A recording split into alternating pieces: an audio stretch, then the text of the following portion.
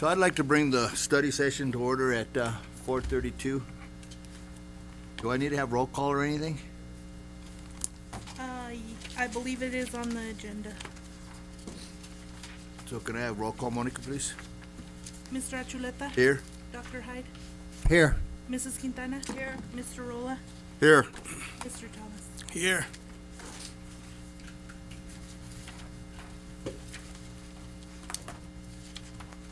Where is my agenda?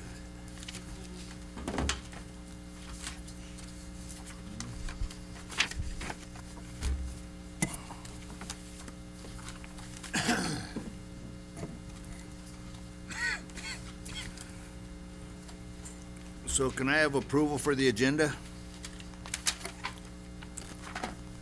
So move. Second.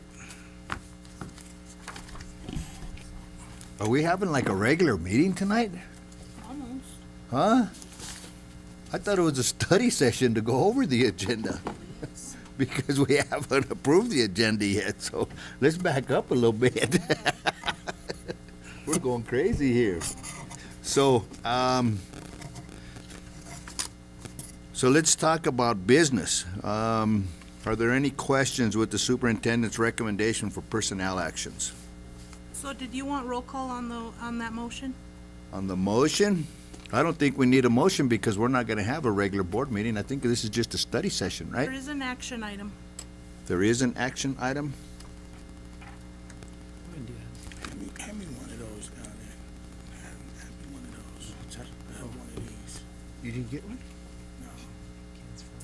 Well, I thought we don't do action items. in Monica. Sessions. Where's the one I gave you back? No, those don't have the same as these.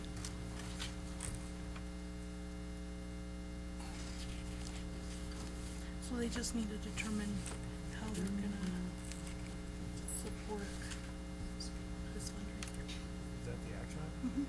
So you're gonna take a motion on it, or just have to express it? I think they need to have a motion to express. They can have discussion.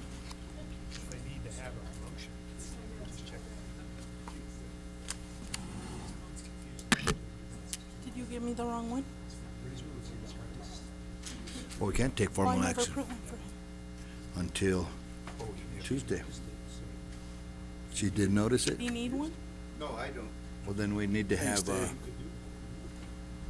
okay. So do you want to act on this tonight? It's what we went through, Connie. No?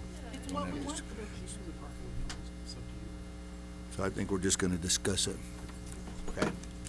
So we won't take an action on So it. if you change it, if you change that now, then we're gonna start adding stuff, then it's gonna be a board meeting. Then it's supposed to be a board meeting. Right, it's just a study session, so we'll just have conversation about it. Yeah, yeah. Okay, thank you. So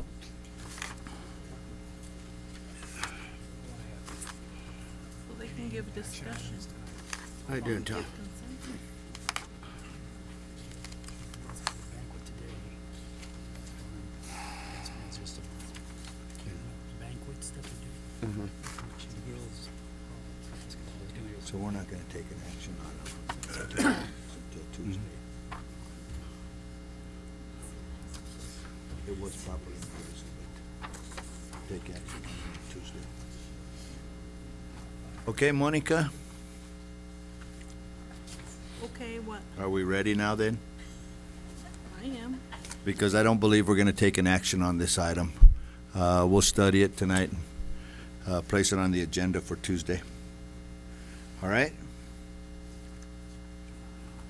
So is there any discussion about the discussion for the superintendent's recommendation personnel actions? Do we have anything in there?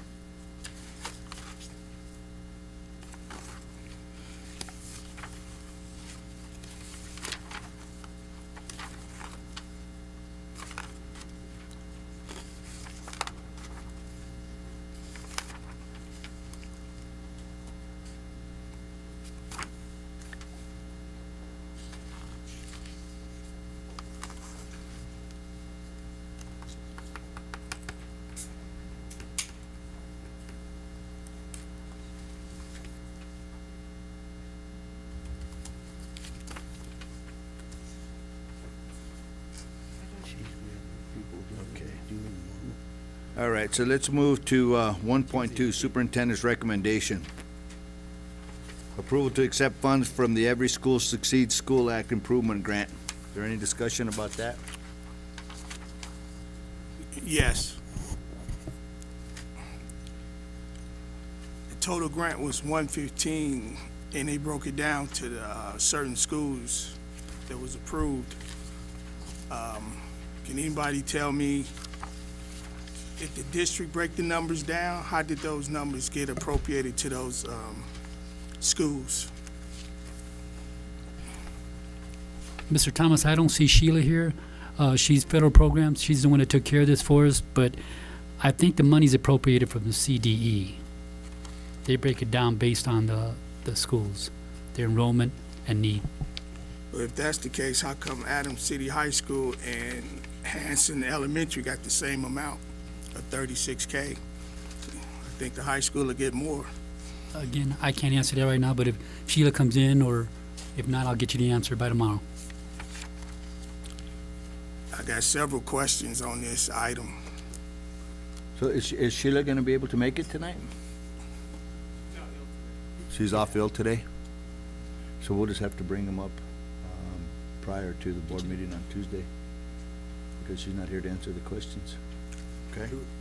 Do we want to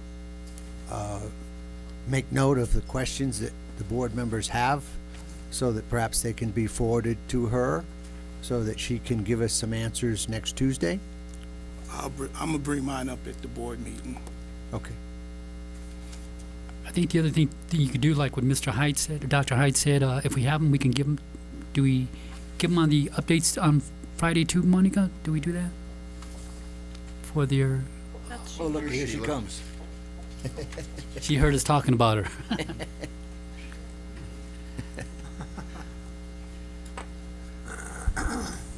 And Ms. Burke, there are some questions on, Cover it quick, huh? they have some questions on. You can get, we're in study session, Okay. so. Catch your breath. Good evening. Who determined the amount of that 115,000 for the district schools? CDE determined the amounts for us. They did. Yep, and it was based off of the rubric in the application.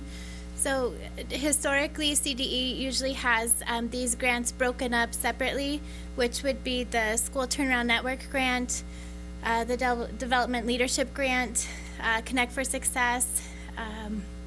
There's one other one in there. And this year, for the 17-18 school year, CDE decided that they were going to do one application that have 5 routes in there, and we would put one together as a district for the schools that would qualify. So they provided a list of schools that qualified for specific routes, or what they called grants, and then we wrote our application together. Our total amount was I want to say 489,000 is what we asked for. And so this is one portion of that amount that was awarded. And then it's based off, because it's a competitive grant, so we were awarded specific dollar amounts for that competitive grant. And they determined that dollar amount. Is this something that's done every year? The grant applications, yep, are done yearly. Not all of the grants are year to year. So for example, Connect for Success is usually a 3-year grant. The Turnaround Network grant can be anywhere from 1 to 3 years. The School Turnaround Leadership Grant is just a 1-year grant. So each of them have different durations. And the selection of these 3 schools was primarily CDE's decision? Choice? It was based off of their qualifications. So they qualified for those based off of their school performance rating, their position on the accountability clock, and it also, there was another factor about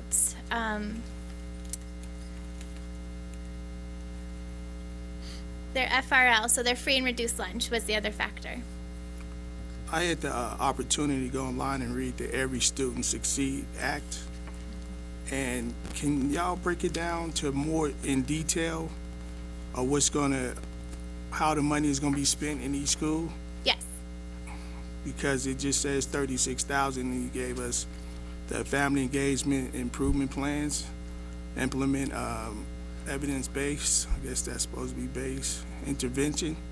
But I don't see, it did say EDL too is considered part of this too. Yes, so we submitted the budget, and all the breakdowns of what those funds can be used for will be listed in the budget, so I can provide that to Monica in our Friday update. So tomorrow I can send that out to you, so you can see it, and I can provide the purpose for each of those funds. It's all broken down in the budget, which is ultimately has to be approved by CDE, and that's what they've awarded us for. So any revisions to that budget needs to be approved by CD if there's things in there that we can't do or need to be changed based off of data, but it would be through their approval. Thank you. You're welcome. Any other questions? I apologize for my tardiness. You're fine. Thank you. Any other questions? I'm good. Dr. Hyde, do you have any other questions? No, not now. Connie, Dave, you good? So let's move on to 1.3, Superintendent's Recommendation, Approval to Accept Funds from the ESA Application for School Improvement, School Turnaround Leaders Development Grant. Are there any questions around that one? How were I'd like to know how the 5 staff members were selected.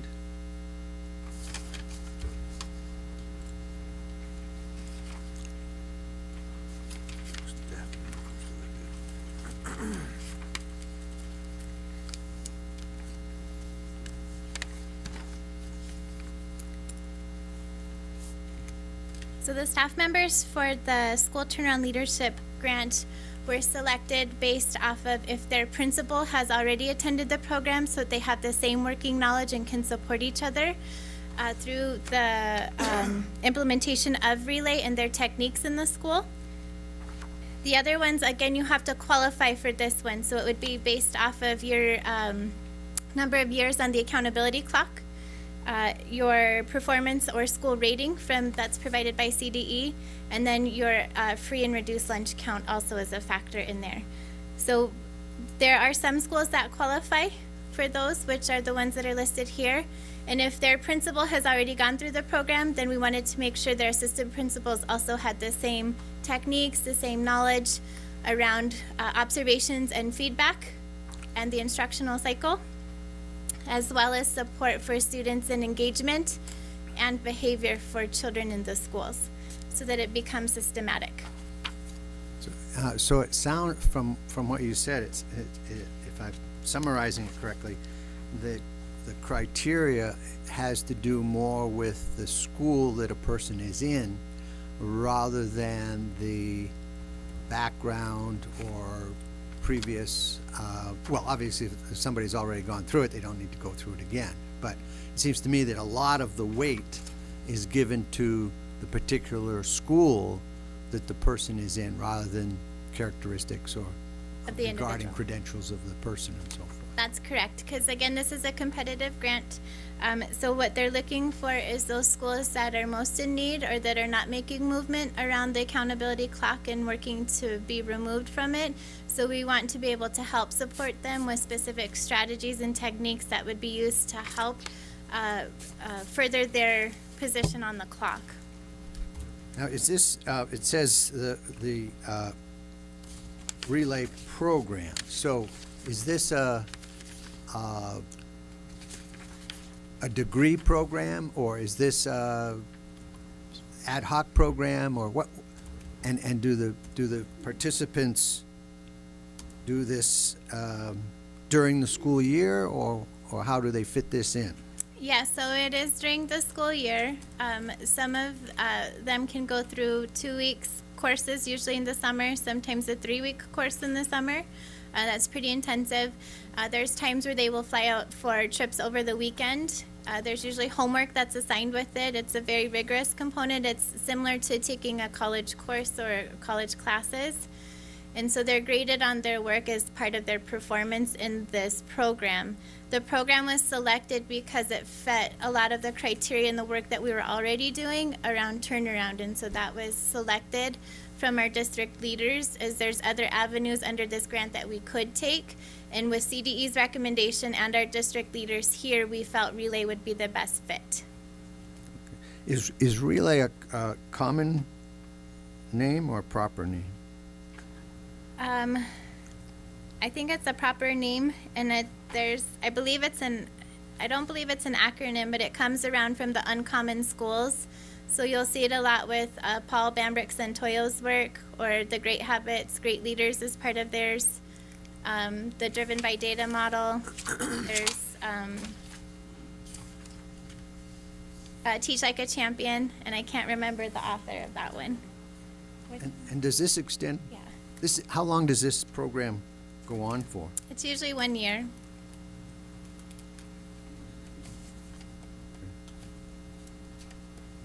Thanks. Sorry. Any other questions? Thank you, Sheila.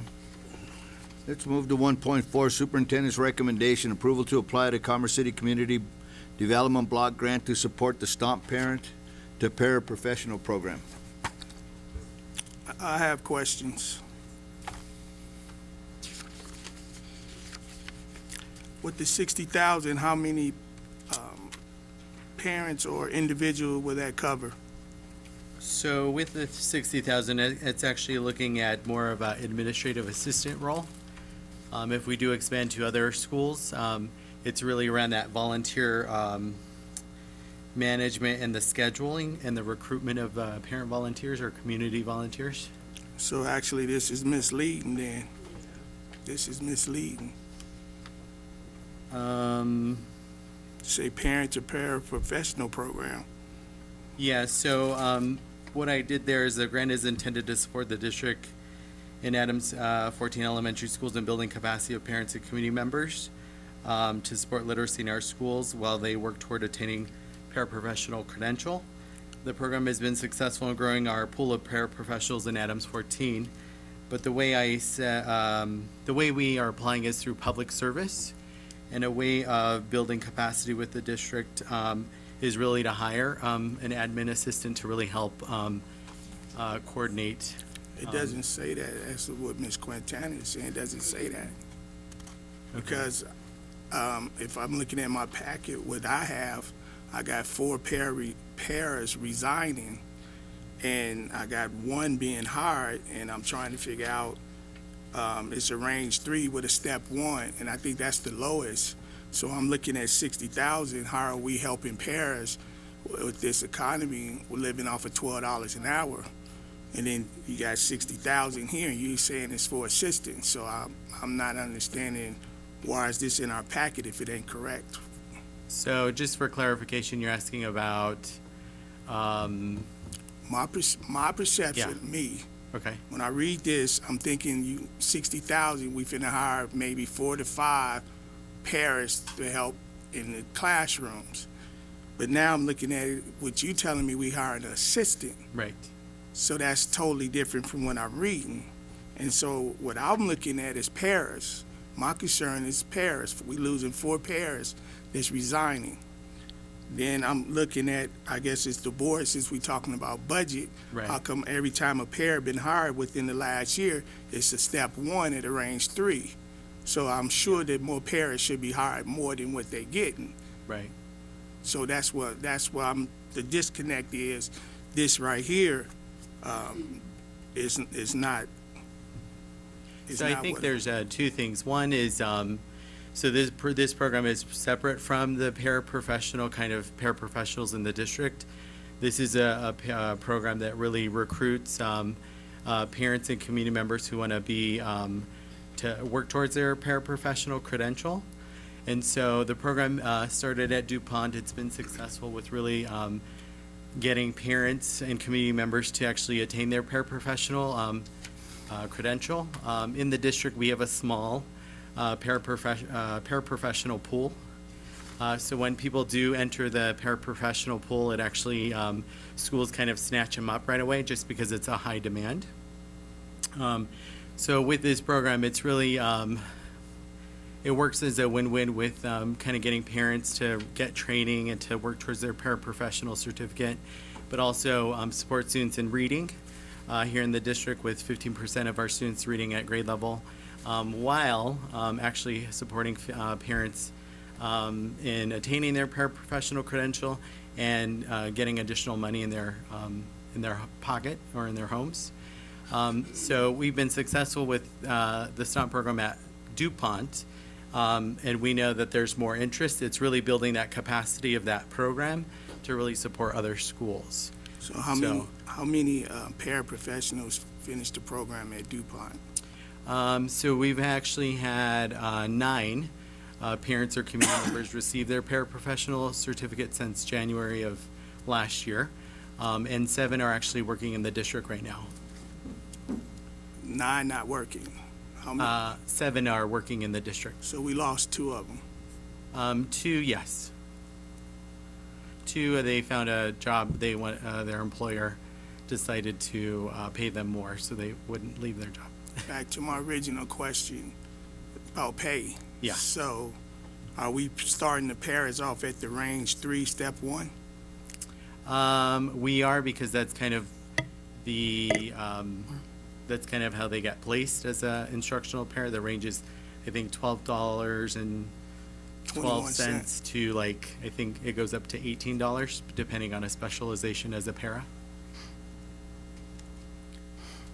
And so just with this, because the program, we are managing like 22 parents or 23 parents now with this schedule, with working with classrooms, that we're having to do, like, count their hours, because they're really volunteering their time. It's 250 hours. So managing their time and managing their schedule. Sometimes they're sick, so we have to find replacements for their schedule. So it's a lot of, and just the paperwork. This is just kind of, So you have them on a timesheet? They're not on a timesheet. They were actually a volunteer, because it's service hours. So they do 250 hours of service. And so we hope, just by this year and kind of the success of it, that by December, the moms or the volunteers are actually already trained to do small group instruction and reading, that they're already ready to be placed in schools by spring. And there's an opportunity to actually use Title I dollars to have these volunteers go and actually be like paid to support small group instruction in our schools. So if they volunteering for 250 hours, I'm trying to figure out, how are they starting on the low end of the pay scale if they volunteering, which is, to me, is like an internship. So actually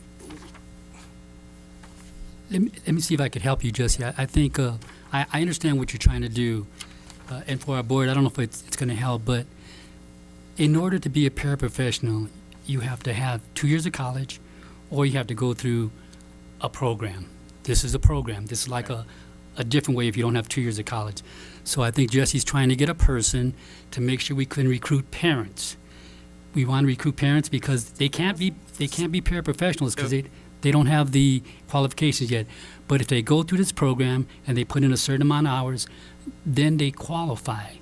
Right. It would be like a person that, a teacher, you go through student teaching, that's part of the requirement. But when you do start, you start at 0 or level 1. But and it's like a mini adult learning center, because we're really pumping out and really creating a track for paraprofessional certification. So let me just be clear on the 60,000. The community development block grant is not to pay people to work. It's really about building capacity. That's what the grant is designed for, is to build capacity. So we're applying for public service. There's also economic opportunity. Just based on the CDBG coordinator, she thought we would best fit under public service to really build out more capacity with parents. Right now, it's just word of mouth, but if we could recruit and get more parents to fill that paraprofessional pool. So the 60 is divided on that last paragraph. It's divided up as an administrative assistant, and it's also divided up into professional development, training, and program materials. In order for us, like I said, it's like a mini adult learning center where we're having to do our own PD in-house.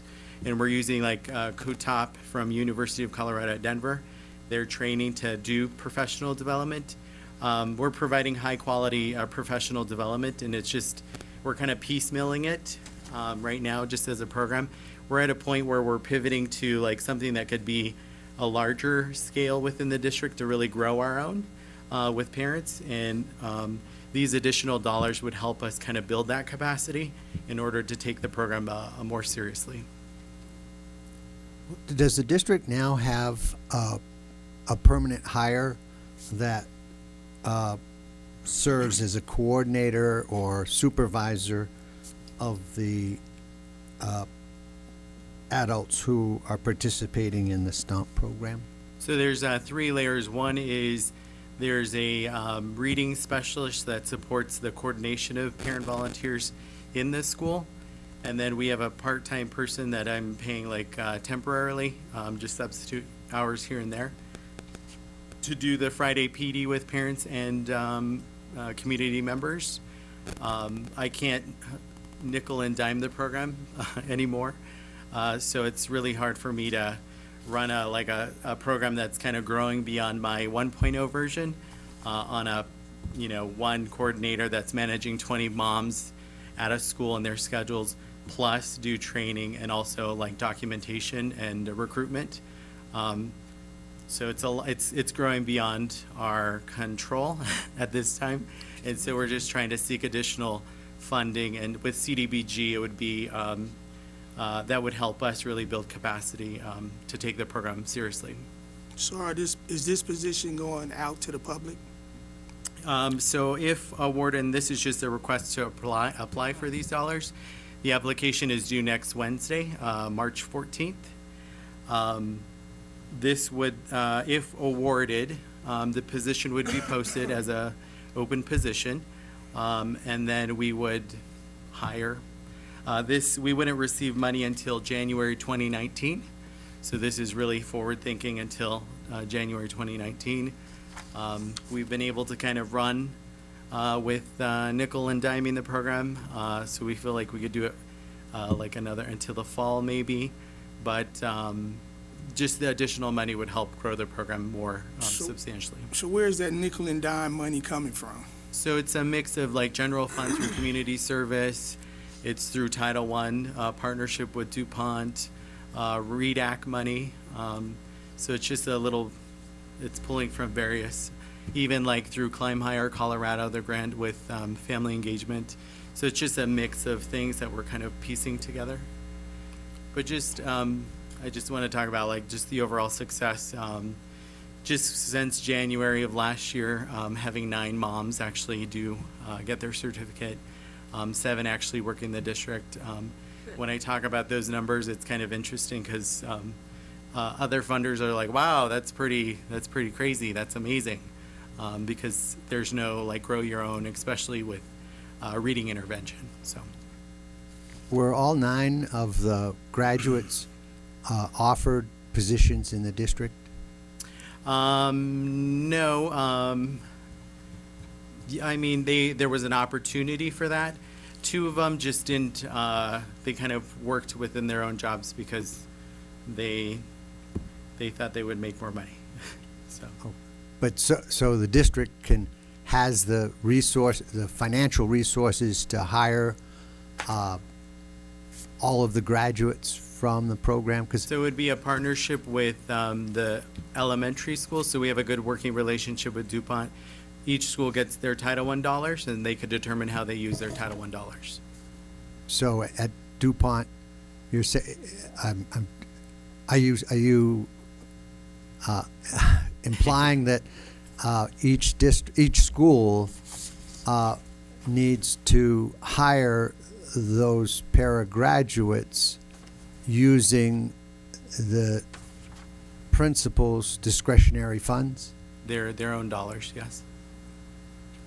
And like is that the way paras are generally handled as opposed to being district hires? Yeah. Yes. And I think it's great because, like I said, what we're actually pumping out is high quality paraprofessionals that know how to do small group reading instruction and are getting. So just I'll give you a quick update.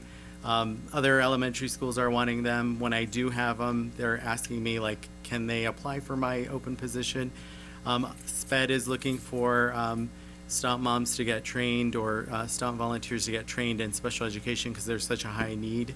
Also preschool.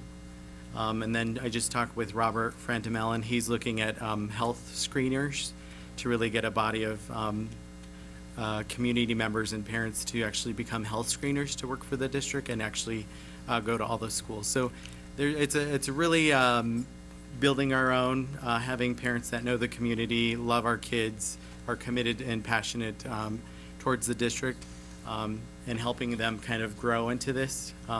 We are a low-income community, and so really trying to grow our own, build capacity within the district, but also support our families as well. Of this 60,000, how much of it is a one-time and how much of it would be an annual recurring expenditure? So, I mean, all of it really is just a matter of, like, you know, the administrative assistant would need to kind of deliver, right? And that would be like, once this grant is done, like, do we pick it up as a district? Do we, you know, pick that up as a cost? As far as the materials and supplies, usually with the teacher manuals, we're able to kind of repurpose them every year. The student kits that we use as part of our reading intervention, they actually, it's per student, so we'd have to just purchase student kits. I have another question. Uh-huh. I'm trying to figure this out for myself. Okay. If you applying for the grant for January 19 to 2020, how come we not doing no assistance, or, because you did say you pulling money from here and there. Right. How come we not doing it today? How come we not doing this today? Why are we waiting till next year for a $60,000 grant, and you pulling money from here, there, everywhere, so we losing paras today, and we putting some off till tomorrow that's not promised? Yeah, I think, Board Member Thomas, I think because it's such a new program that, you know, we've already kind of 2 semesters in and a half, kind of, a year and a half of program. This is fairly new, so wanting to make sure, like, we're really testing things out to see if this is really, like I said, we're at a pivot point right now to say we can either expand or we can kind of just let it go. And I'm pretty passionate about seeing kind of the transformation with our parents, that I don't want to let it go and I would really want to expand. So, you know, I haven't done a good job of probably communicating that with administration on that request. I know I could do that, but I feel like this is something that, like, foundations and grant making could really help build, so we don't necessarily use our own money, and we can actually use it to really do more interventions or more programming at the district level. So that's why I haven't asked. So how did it get paid for the 9 paras previously then? So they weren't paid at all. So you didn't have an assistant? No. So you It was kind of like, so January of 2017, we actually just piloted the parent-to-para program. So it ran from January through end of April.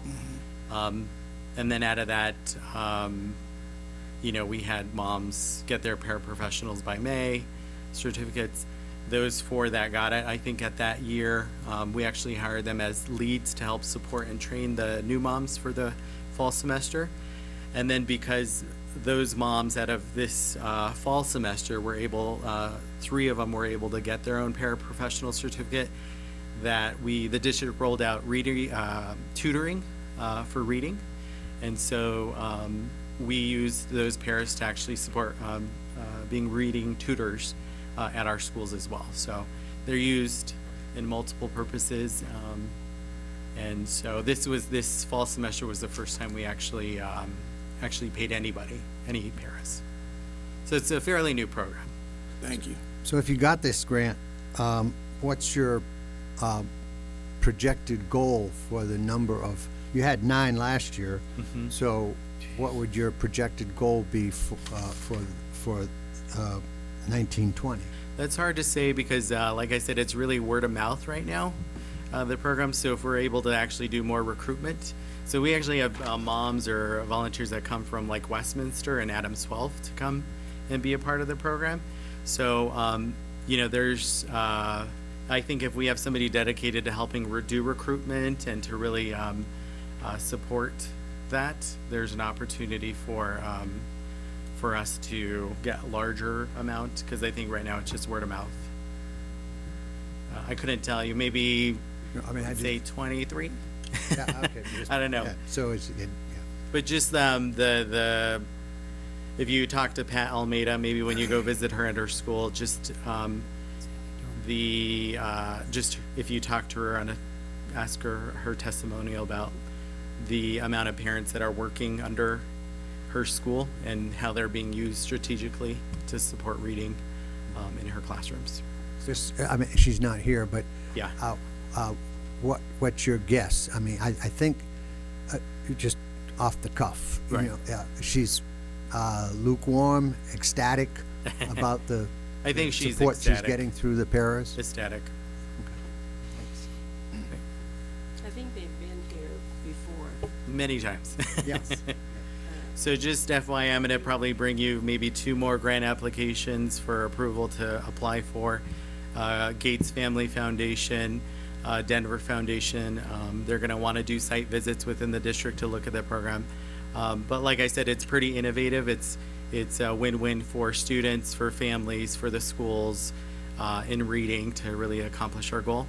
So it's hitting all those fronts, and if we can get additional money from the foundations to kind of take this program seriously and strengthen its system, I think it could do a lot of wonders to build our own in the district. It sounds like it's a good program because I started as a para here. Uh-huh. So I really think it's beneficial that you're training it, because you could bring somebody in, hire somebody who doesn't know how to read, can't do the math or whatever they're gonna assist the children with. Uh-huh. It's really important that they know that. So I think it's really a great job to apply for this. So, because we do Yeah. need, I'm gonna go back since 1977. All right. There were all a lot right. of parents in the classroom. Hanson used to then we called him ESL. We had 7 ESL paras in that small school. There was 230 kids there. And they were utilized throughout. They had instructional paras, like 4 of them. Right. So it's very good that we train, and I'm highly qualified for that. Yeah, all right, all right. certificate. So it's very important that we do train and teach the helpers that are going to help our kids, Right. because they have to learn properly. And I think it's a good program. Yeah. I mean, I encourage you, I think there's going to be a site visit on April 11th with the Gates Family Foundation. I'm going to extend the invitation if you guys would like to come and visit the program to see it in action. But certainly April 11th, I think it's a Wednesday. But certainly open door for you guys to come and check out the program. Like, I do family engagement for the district along with other things, so I get pulled to do the program is becoming its own animal. And so getting stretched thin to like run a program and support the program, it's getting a little tough, I so. have another question, Ms. Martinez. So if we get the grant, Uh-huh. are we gonna try to hire the paras from within our community? I know, like First Choice, if there's not any, then we could pull from without the district. I think there's definitely pool within. I think that's the purpose of the STOM program, is to pool paras that we develop to work in the district. Like I said, I encourage you guys to go, like even talk to the volunteers that are there. Their children go here, they live here, they're passionate about making change in the district, and just passionate about kids, so. And that's important, because Yeah. if you're not passionate about teaching the children, you're gonna have a bad connection with those kids, the kids know if you connect with them. So, I think it'd be a good program if we get it. Right, any more questions? Good, Harvest? I'm good. Right, thank you so Move on. much. You good, Dr. Hyde? Oh, yes. Let's move on to 1.5, Superintendent's Recommendation. Approval to purchase ice stations for Central Elementary using Title I funds.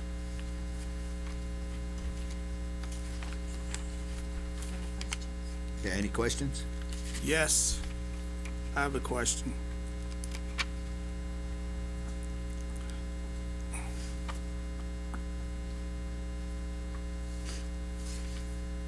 Ms. Burke again. The iStation reading, what grades are they gonna, use this program for? So they're looking to do it in grades K-5. Ideally, they're going to use it primarily, most frequently in grades 3 through 5. And is the total 21,000 for that whole program?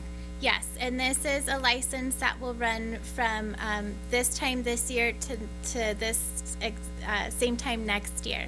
So it's year to year. So if we purchase it in April, when all the, if it's approved, they'll work with finance, the school secretary at Central, to make sure, and then if it's awarded in April, then it'll go from April to April. Okay, and what about the teacher, the PD, professional development for the teachers? 'Cause So this- that'll be part of it. So they'll use their early release days and part of their professional development, not professional development, their Title I data talks that happen every Wednesday to go over how to use this. Other schools currently have it, Kemp has it as well as Hanson. And that's where Ms. Valid has found some success at those schools and wanted to be able to use it at her school. So with Title I funds, we have to track the data that goes along with it to determine if this program is effective. It is on their approved list with it, but we would look at it as they're continuing to use it if it's approved to determine is it being effective with their students. And that's part of what their Wednesday data talks will be looking at, is to look at that data specifically to see if it's being effective. And when will the board get an update? If it's going in April, when would the board get the first data on that? We would look at it in May. So you'll look at it in May. When would the Board of this- Education look at the data to see So I can if get it's it, helping? yeah, so I can get it for you in May, as the schools will be looking at it through April once it's implemented, and then we can look at it the first 2 weeks of May. And what about the two schools that already have it, the program? They have their data already, so I can get that from them. Thank you. Sure. Could you tell us, the $21,000, how many ice stations will that purchase? So they have about 600 students there, and it's an individual license for each child, plus some of the materials for the teachers to be able to access their information and set up their literacy. It's like a library book online. So it sets up the library for the children, the teacher does, and then it's leveled so that they can go in and access their level. This one primarily focuses on nonfiction, which will help us ultimately in our CMAS assessments. So is it, I'm really ignorant about ice stations. So is this a computer that is specific to an individual child, or is the ice station able to be shared among various students within a classroom or within a school? So it is an online software. Each child has their own license so that they have their own library shelf inside with books that are relative to their levels and their needs, along with some assignments and problem-based tasks that they can complete that are specific to a skill or deficiency that the child might have, or an extension of a learning to help deepen their knowledge if they're already at grade level. It is adaptive, so it moves along with the child. So if the child is increasing in levels, then the books progressively increase as well as the tasks or assignments that the teacher provides. So each child has their own, but they can use any device to be able to access it because it's a web-based program. Okay, so the 21,000 is going to service or is capable of servicing how many children? This one is unique to their campus, so it will serve, I can't remember their exact total. I want to say it's like 584 students, but roughly 600 students. Oh, So so there's a it's license for each all child. of Central. Yep, So Yes. we're doing this for the school. yes. Okay, gotcha. And this will serve both ends. So our students who are most in need of reaching proficiency will also serve the students who are at proficiency, and it will also serve those students who are above proficiency because the program is adaptive. Thank you. Another quick question, please. It'd be the computers that's in the classrooms, correct? Yes, so, yes. And I know I was at DuPont and headphones wasn't working for the computers. So before we start this, can we make sure that the teachers got updated computers, headsets, microphones, and things of that nature, so we're not giving them something and the license, where I got it here. The iStation is working and they can't hear because we got outdated equipment in these schools, and I think that's unacceptable. Thank you. Sure. Thank you. Any other questions? Just a follow-up. So is it, because the logistics sometimes slay me here, but you say that two schools already are on this program? Yes. And you can provide us with some information about those two schools next Tuesday, is that it? Yep, so typically it goes into our instructional department, but I can ask Bert specifically so I can provide it. I'm not sure I can get it done by tomorrow with it, but definitely by next Friday I'll have it for you. Okay, so you'll email it to us, or I'll we'll email it put to Monica and she okay. can send it to you. Okay, great, thanks. Any other questions? Everybody good? Let's move on to 1.6, Superintendent's recommendation approval of in-state overnight travel to Greeley, Colorado for the Teacher Employment Days Job Fair, April the 5th through the 6th, 2018. Any questions?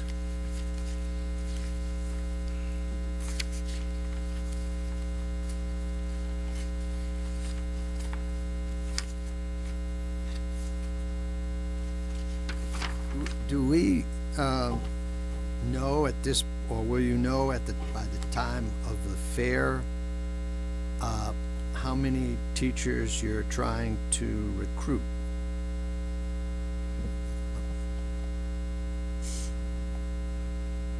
We have an idea of how many teachers we're going to be recruiting. We have, I would say, about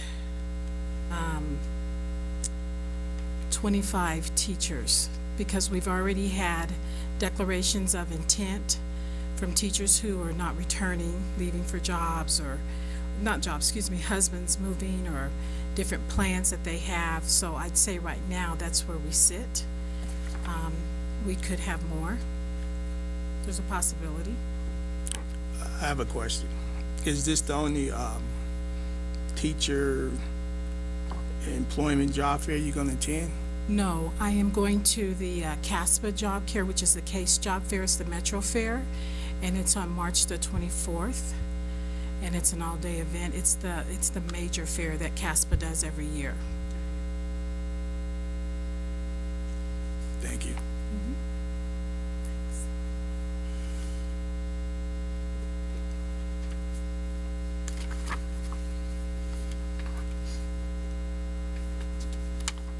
Any other questions? Mr. Chairman, and this may be an aside, but it came to my attention that there was a request by the teachers union for a statement, about how many people might be returning and so forth. And can we address that at some point? Excuse me.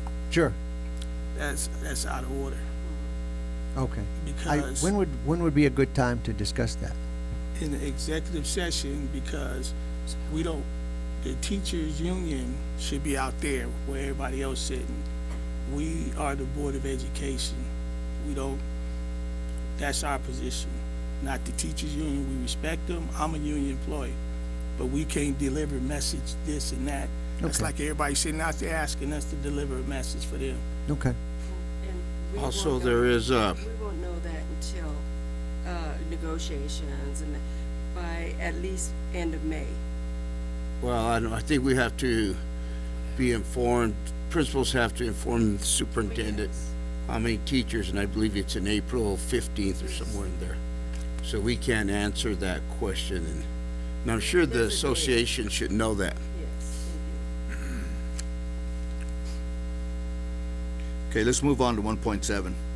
Superintendent's recommendation approval for out-of-state travel to St. Paul, Minnesota by the Classroom Teachers Association on March the 20th through the 23rd, 2018. Any questions? Yes. Is anybody here for the CTA? I think she was here, but I think she Because I do know for sure that the Board of Education has stressed that we get things a month ahead of time. And if I'm not mistaken, this is less than 2 weeks.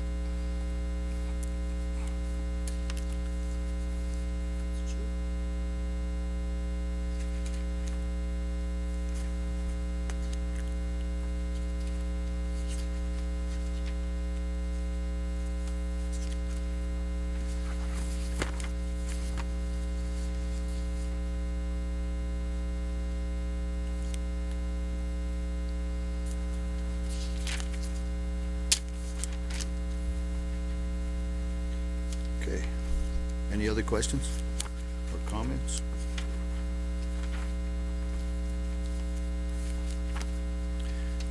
Uh, 1.8, Superintendent's recommendation approval to accept a 3-year contract with College Town Sports. I think you have that in your packet.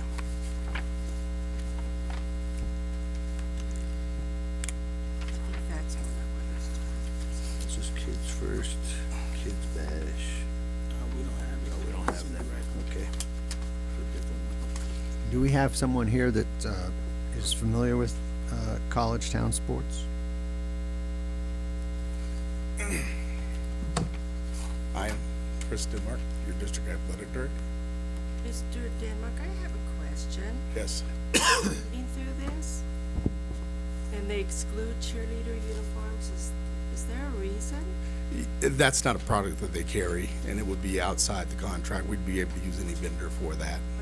What's that? They're outside, they don't, that's not a product that that company makes. The agreement is through Under Armour, so Under Armour is, it does not do cheerleading. They don't do cheerleading outfits. Is this an ongoing relationship that we're simply renewing, or is this something new to the district? In previous years, we've had agreements with other companies. This is a new agreement with this company. They're new to Colorado. We'd be one of the first. I think we're the second school that they would be sponsoring. And so the district sees this as more advantageous or beneficial to the district than whatever vendors we have been using?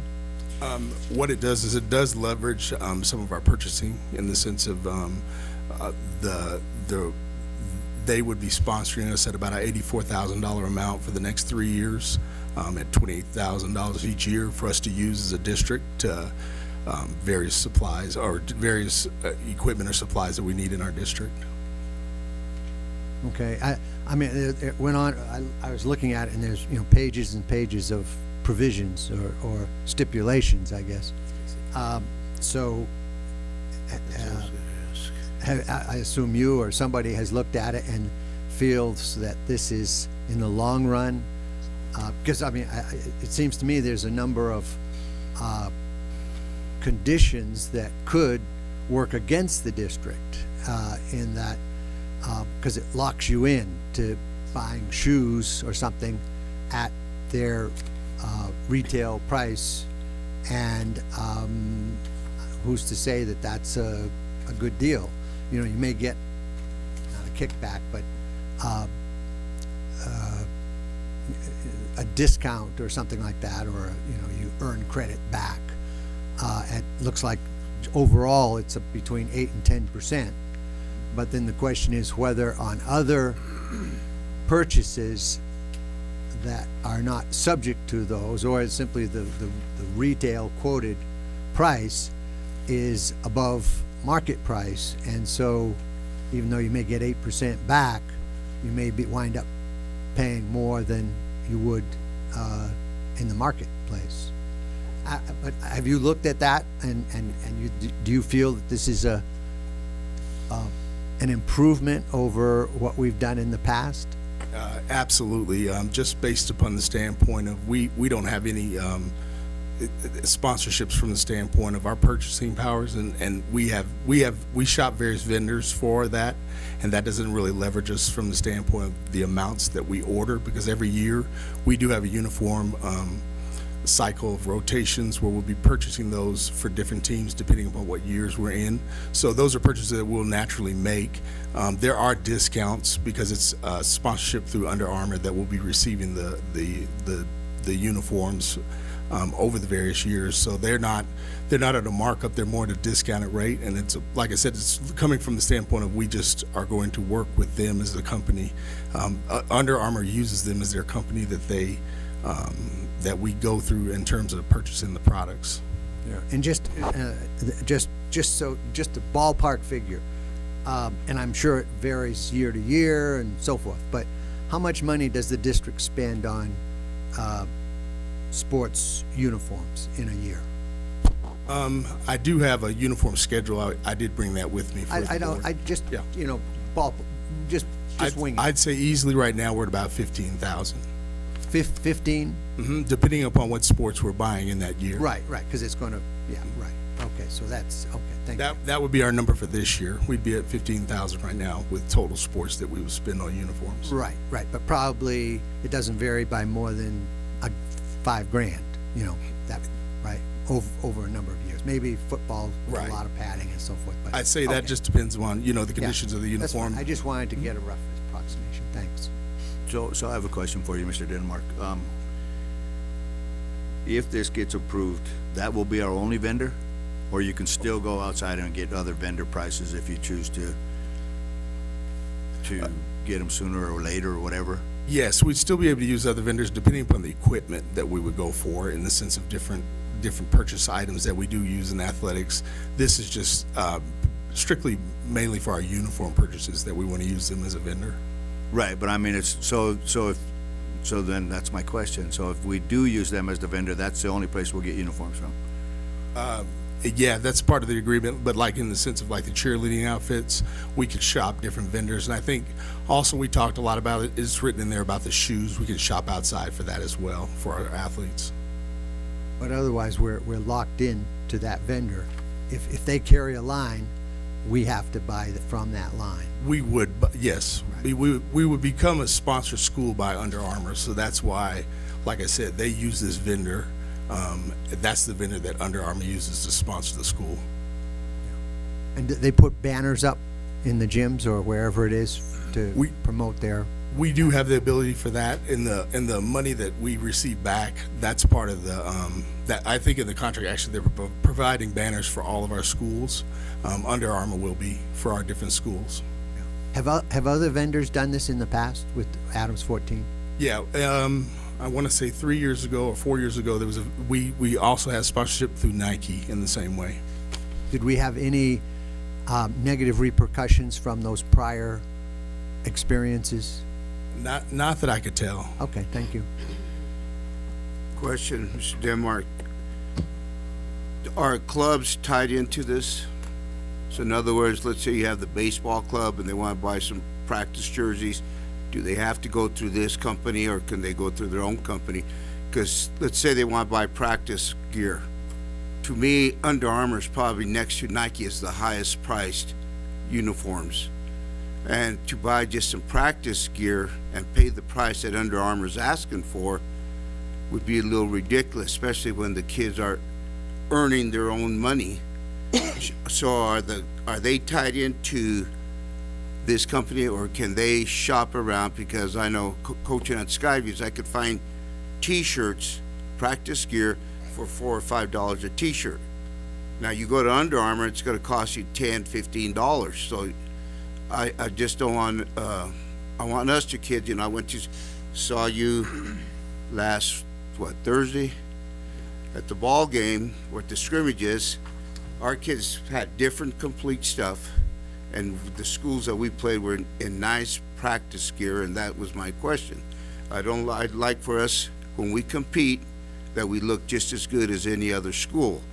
And so when I talked to the coach, I said, how come you don't have no practice gear? He goes, we have to go to the athletic department. Is that so, or can they buy their own?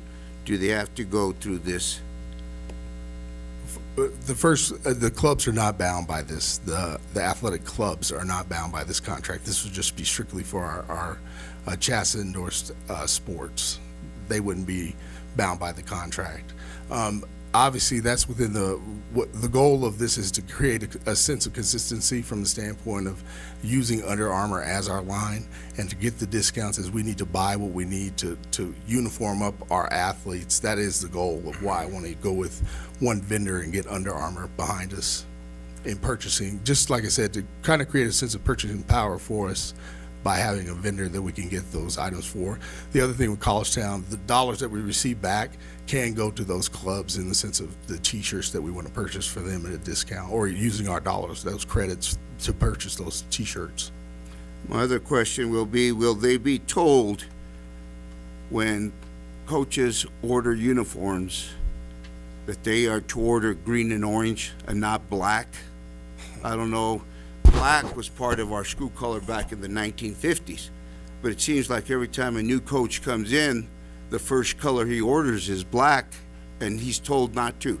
And I believe 2 years ago we passed a decision on this board to say that at the high school, Kearney, and Adams City, that they will order their school colors and not somewhere there, because a new coach comes in, well, I'm a Los Angeles, well, now Las Vegas Raider, and I want black. That's not our color. And boy, when the basketball team came out this year, God, I had to stand there and listen to the alumni come and tell me, since when did we become black? And I mean, we got to get this straightened out, and I hope when you meet with this company, if we approve it, that you tell them they are only to sell forest green and orange to this school district, or purple and white to Kearney, and royal blue, white, and orange at Adams City. Not new coaches don't come in and ask for this and this, and then next thing we approve, they send it and has nothing to do with this. I think, Mr. Roller, we can do a board policy. We can do a board policy. We did do it, like you said, we did do it on this diocese for us, and I guess we got to start holding more people accountable in this district, because if it come from us and they see that it's not getting done properly, I think we need to start holding people accountable, everybody. And there's no friends and no family in this, and that's the problem in the history of this district. Nobody's been held accountable. So I believe I understand what you're saying. Just to kind of answer that, I think in the past, what jerseys were here have been used in that fashion. I know in my conversations with the coaches now, we're staying to what our colors are.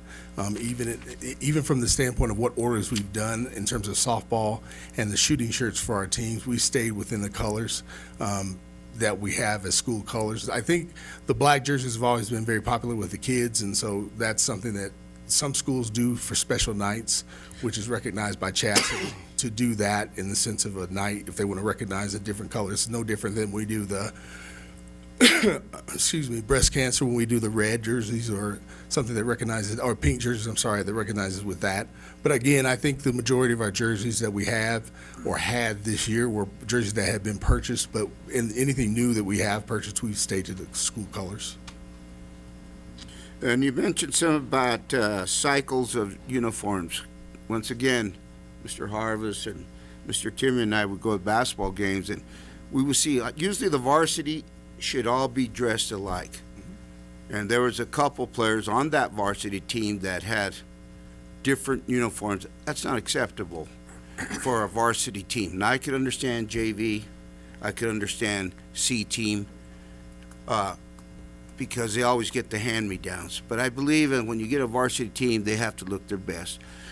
And you have to look as a team, and our kids don't look as a team.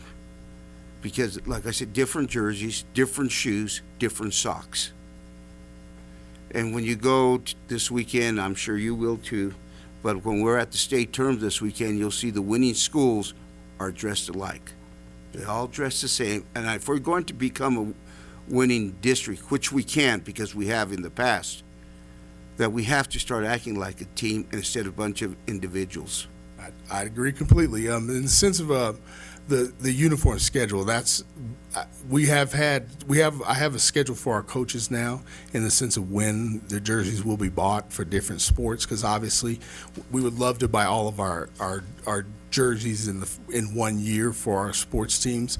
We just haven't been budgeted for that yet, but we do have a cycle of rotation right now that we will be purchasing jerseys to start to make sure we have a uniform varsity teams, and then in the same breath making sure we're getting rid of some of the jerseys that we've had for quite some time. That's been part of the reason why I wanted to get the deal with College Town, just to kind of make sure we could get more uniform as we purchase the numbers that we're going to need to replace what we have.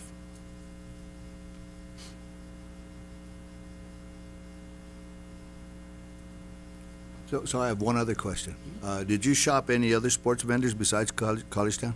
I did. The other college, I did shop a Nike deal through BSN.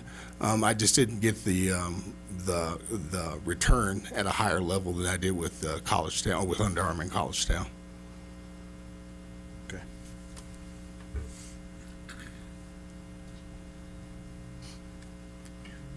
Thank you. The next one is yours too, so we got questions for that. Are any other questions on the College Town vendors? So let's move to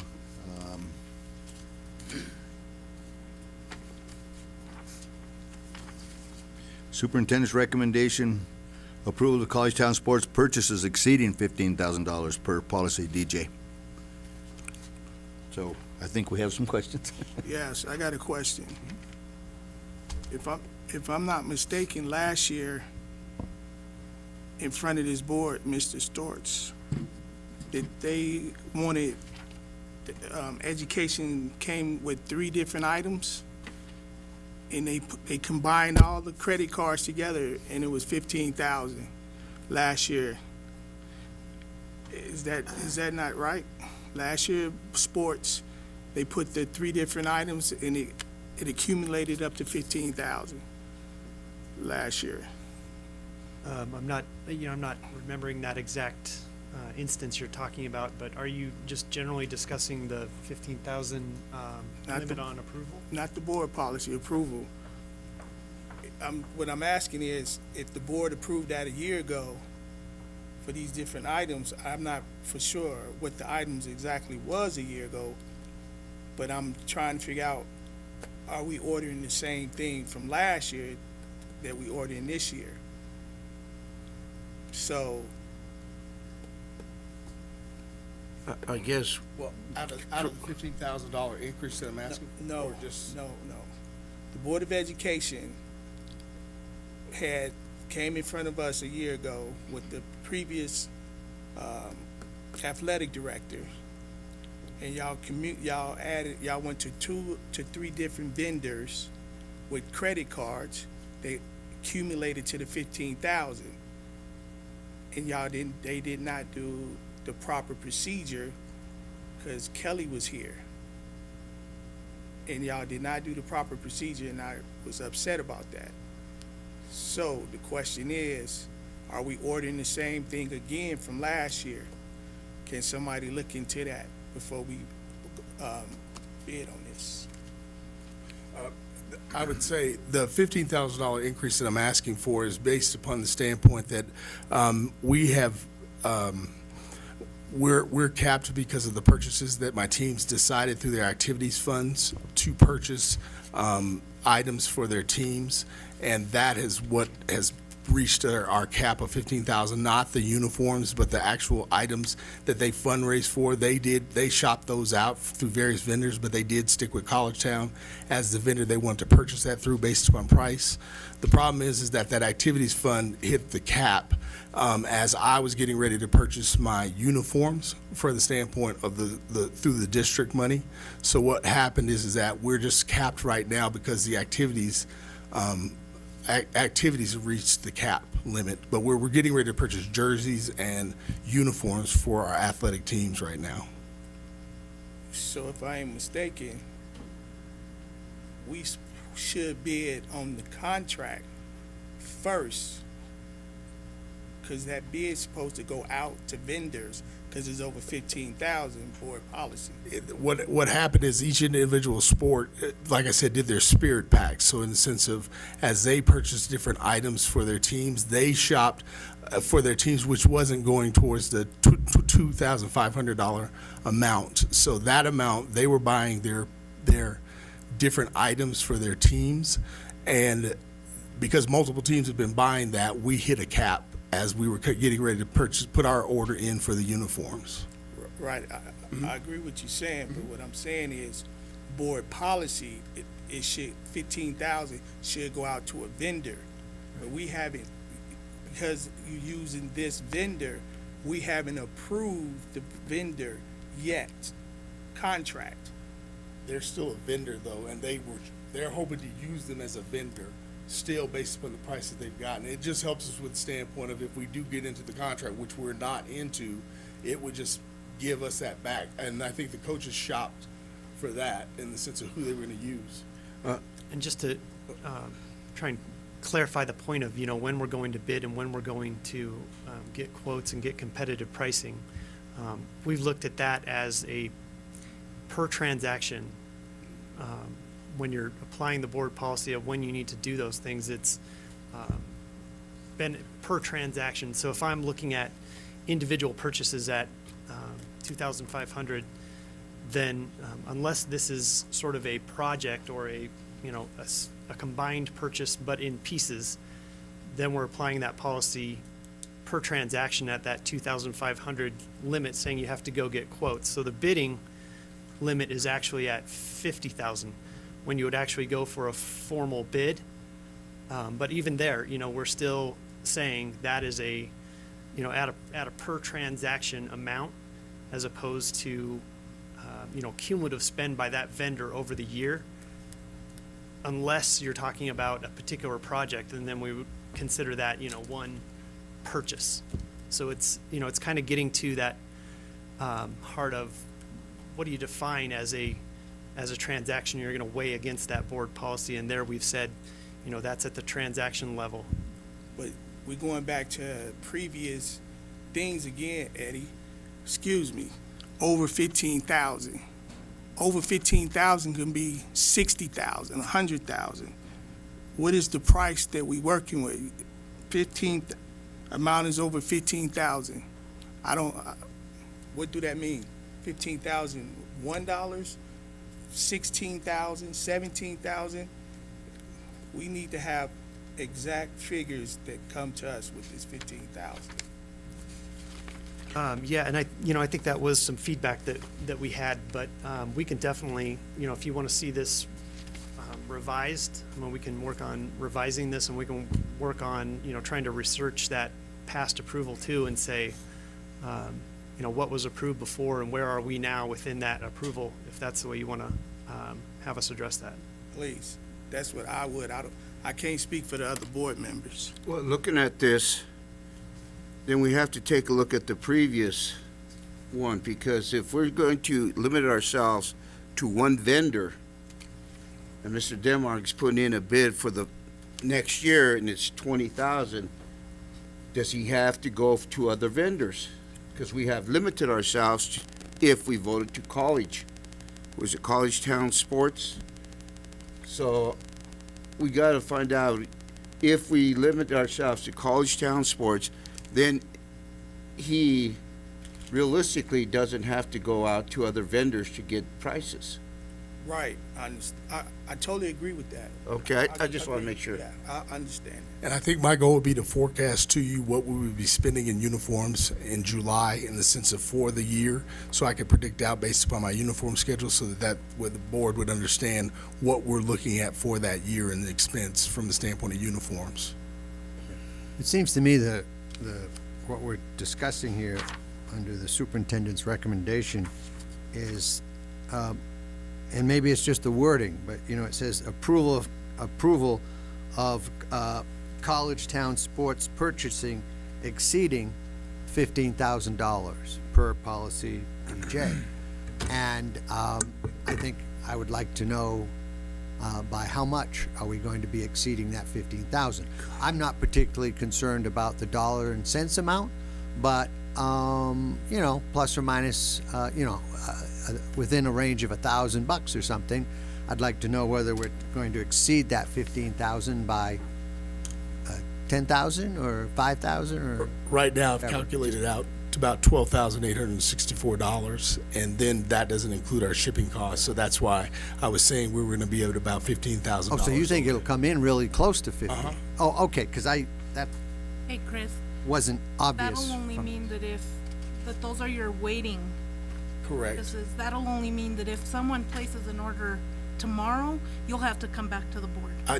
I think where we are with our orders, we're done with our orders from the standpoint of that $15,000 for uniforms. So that's why, that's my final amount in the sense of putting that at $15,000. We should be set with our uniform orders for the year. Okay, that sheds a different light on it. Thank you.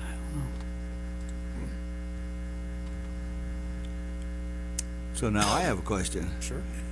So now it's football, basketball, soccer, baseball, track, swimming, no wrestling? Wrestling is on the cycle. It's in next year's cycle for the singlets. Including the middle schools? I haven't calculated the middle schools yet in terms of what they will need. I'm working on that right now with the athletic directors at the middle schools. Because I know Kearney Middle School needed uniforms this year, which we were trying to get monies for a grant to try and get uniforms. They wrestled the year without them. And to Mr. Roller's point, I mean, I don't agree with C team and B team looking like nonsense either. I mean, sure, our varsity may look good, but our C and B teams need to look fairly decent also. And when I see Kearney's wrestling uniforms when they're wrestling like Adams City Middle School and compare the uniforms, there's like no comparison. So I would say we're going to try, I mean, in terms of with the athletic directors there, we've been meeting, and I know that it's a concern that they also have in the sense of what their uniform rotation would be. We've been trying to work through that. I just haven't been over there to do the inventory to kind of tell what it is that we need to get on. I know that I've been told there's quite a few sports that need some improvement in the sense of a rotation of the uniforms at both schools. yeah, I mean, our high school looks, fairly decent, but when you get to the lower schools, then they start to kind of drop off, and to me, they're just as important as the high school. So we need to keep that at the back of our minds when we're doing that stuff, because it's not all high school. Right. And also, I'm with Dr. Hyde and Mr. Thomas, 15,000 or more. The or more part is the part that is not really there. So if you could give us a better number, kind of a finite number of possibly what it's going to be, $15,100 or. Yeah, I think with what I can do by the standpoint of this closes out the high school for this year. I will say that. I think what I need to do is make sure you guys have a number from the standpoint of what we're talking about at middle schools and high schools for uniforms at the beginning of the year, so that way we'll understand what that'll look like for purchasing. Right, because, we purchased Adams City Middle School uniforms for, they were the wrong sizes, so we still have them, and, we need to continue looking at those stuff, so thank you. Any other questions? Mr. Archuleta, I just want to make sure that I'm helping Chris, we're helping the school. So we're trying to have these meetings so we can expedite this on Tuesday. So what I heard is we're going to change it, or change the recommendation for the County School District 14 approve the spending amount of over 15,000, but not to exceed. Is that what you want? Like, he could come close with a number? Do you have a number? I mean, he could come up with one, and if, so that you don't have to keep coming back, but come close enough to numbers, so it's not just general over 15,000. 15,000, but not to exceed blank. I think my $15,000 is the estimate for the standpoint of, it is what we need for this year. So in the sense of the high school, not for the middle school. So I have not, the number that I'm saying at 15,000 takes us out of the year, this year, from the standpoint of the orders we would make with uniforms. Right, but if you incorporate the middle schools in, or you think you can incorporate them in, let's have that number. And Okay. I'd have to do research to figure out what that number would be, and I can come back with a number for us Okay. with that. I mean, I would feel more comfortable knowing what the exceeding 15,000 Okay. number is. Yep, we can do that. Okay, thank you. Any other questions about 1.9? Let's move on to 1.10, Superintendent's recommendation approval for Adams City High School to contract with the University of Denver.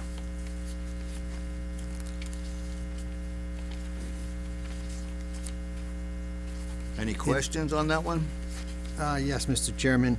I would just like to know, is this an annual, obviously graduation is an annual event, but has it annually been held at DU, and is the 19 grand commensurate with what we've been paying in the last few years?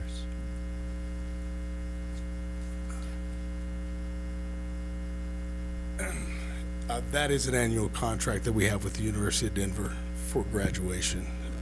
That is about the estimate that we have, that we've spent every year from the standpoint of the cost to house the graduation for the high school and for Lester Arnold. Yeah.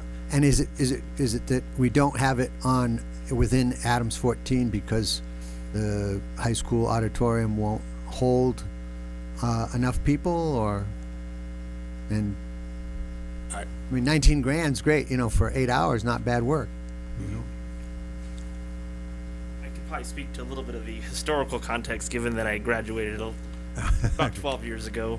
I think one of the reasons why the district made the move to go into an actual venue was because about class of 2005 actually had an incident where we were holding the graduation at Crow Field, and there was a rain out, and they actually didn't get to move all of the parents into the auditorium because the gym was actually being renovated. So parents didn't actually get to see their kids graduate in the class of 2005. So I think at that point, the district made the move to start exploring options to have graduation at venues that hold a large number of families, so we don't have to run into the issue of not being able to, have everyone be part of graduation, and then also worry about weather being an issue for us when we have graduation outside. So, I mean, in 2005 that you referred to, it was being renovated, but presumably it's not being renovated this year. Correct. So I think the intent is that historically we've always had graduations at different venues because that's how we've traditionally been doing it since 2005. The principal made the decision at that time to move to a venue. So in class of 2006, we moved to the Denver Coliseum, and we've had graduations at the Denver Coliseum up until we made the switch to go to the University of Denver. So it's not, will our auditorium hold everybody? No, we only have about 540 seats in that space, and we have, How many people generally show up for graduation? I would say, well over 1,000 if we have at least close to 350 students graduating at minimum. Okay. Any questions? I know we're going to okay this, but how come we're doing it so late? So I think, when Mr. Thompson there was principal, he did as soon as that graduation class was over, he was signing papers already. And here we are 3 months from graduation, and are we going to be able to get it? Yeah, so I think the contract that was drawn up, in my understanding, when we came into the high school over the summer last year, was that we have to put the reservation in, and that's what the contract that was drawn up initially is, to hold the space, and then we have to get a board approved, and that's what we're coming forward now with, to be able to get it approved by the board, because it does exceed the $15,000 threshold in order for us to use them as a vendor. Now, I recognize that, yes, does feel like it's late, we still have time because the reservation has already been held. We are now just coming to the board for that approval. Moving forward, Denise has, mentioned that yes, the reservation is typically as soon as graduation is completed, we do start that reservation process in May or June, but we can't get it a board approved because it's out of the fiscal year. So we have to wait until July 1 when we hit the new fiscal year to have anything drawn against our budget for the following school year. So for class of 2019, the intent is that we will have a contract in place well before March of that school year. Thanks. All right, thank you. Thanks, Chris. Thanks, Chris and Chris.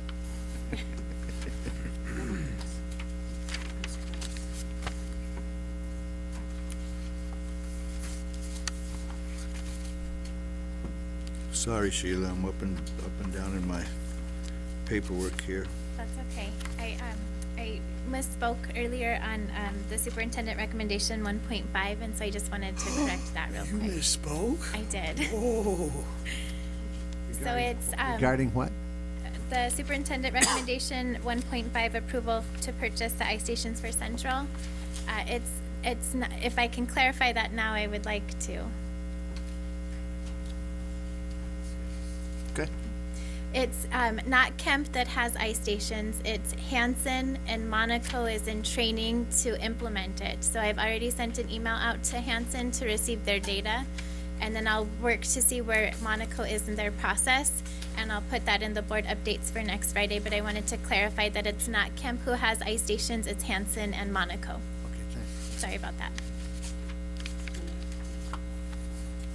Thank you.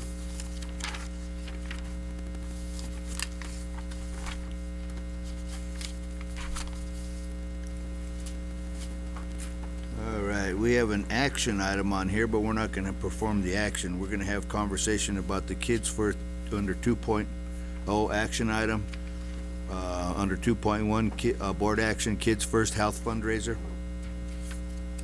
So I think that's the one we have in our packet. Hi, I'm Norma Portnoy with Kids First Healthcare. I'm the executive director, and I'm promoting this fabulous event. But first, I want to thank the Board of Education for approving $1,500 table sponsorships for the last 4 years for our annual benefit roast. So this is to raise money to support the medical care that we provide in the 5 clinics here in Adams 14, and we have a couple of other clinics outside of the district. So thank you for that.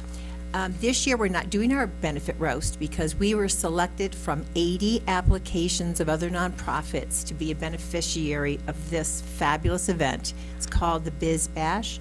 Colorado Business, it's called CoBiz Financial Company. They run this every year, and they choose 2 child-focused nonprofits are the beneficiaries. So it's a huge concert. There's 1,200 people. This year it's the Beach Boys, Brian Wilson of the Beach Boys. So it's just a super, super fun time. Our benefit roast only netted about $35,000. We will stand to raise a lot more than that this year. They usually give over $100,000 to each of the 2 nonprofits. So that's their net revenue after all expenses are paid. So I wanted you to understand what it's going to go for this year.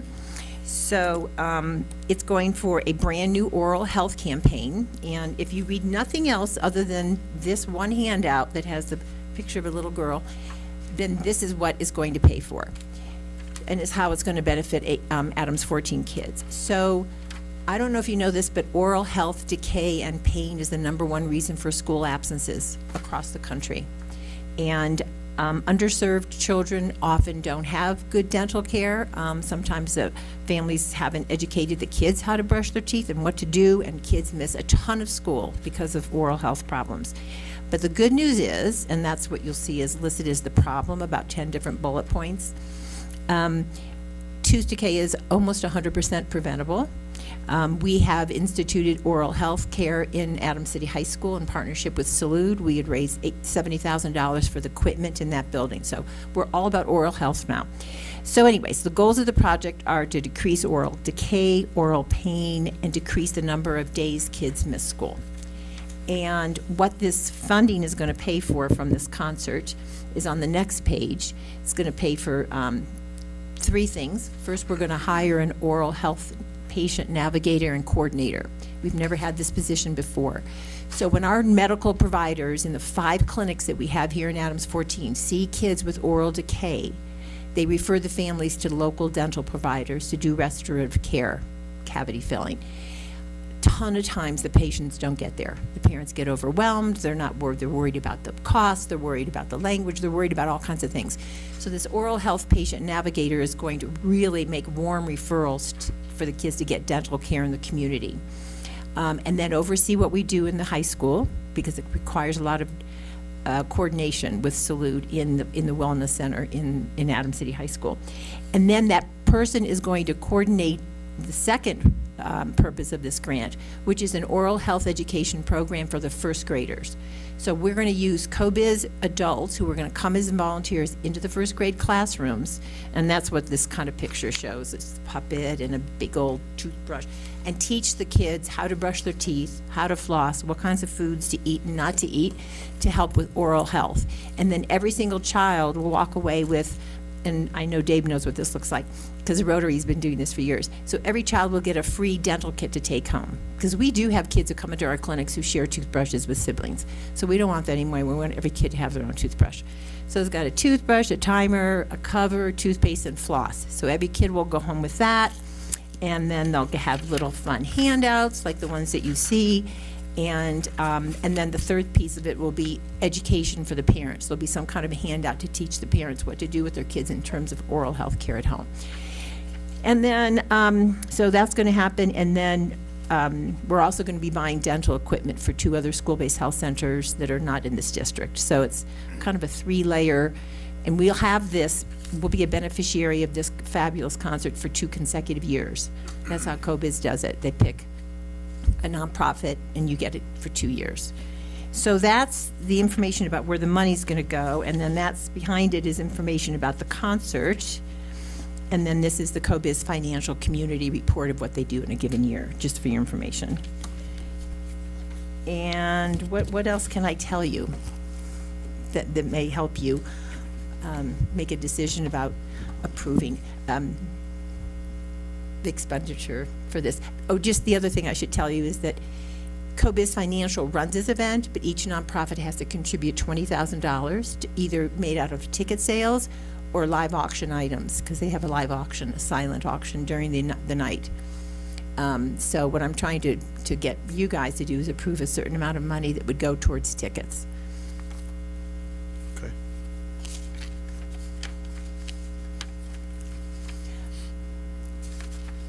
So with our benefit roast, when you spent $1,500, because we could do our event rather inexpensively, that bought a table for 10 people. So usually the Board of Ed would come with their spouses or whatever. This is a totally different event. The cheapest table to actually sit is like $6,000, or you can buy half a table for $3,000, which is 5 seats.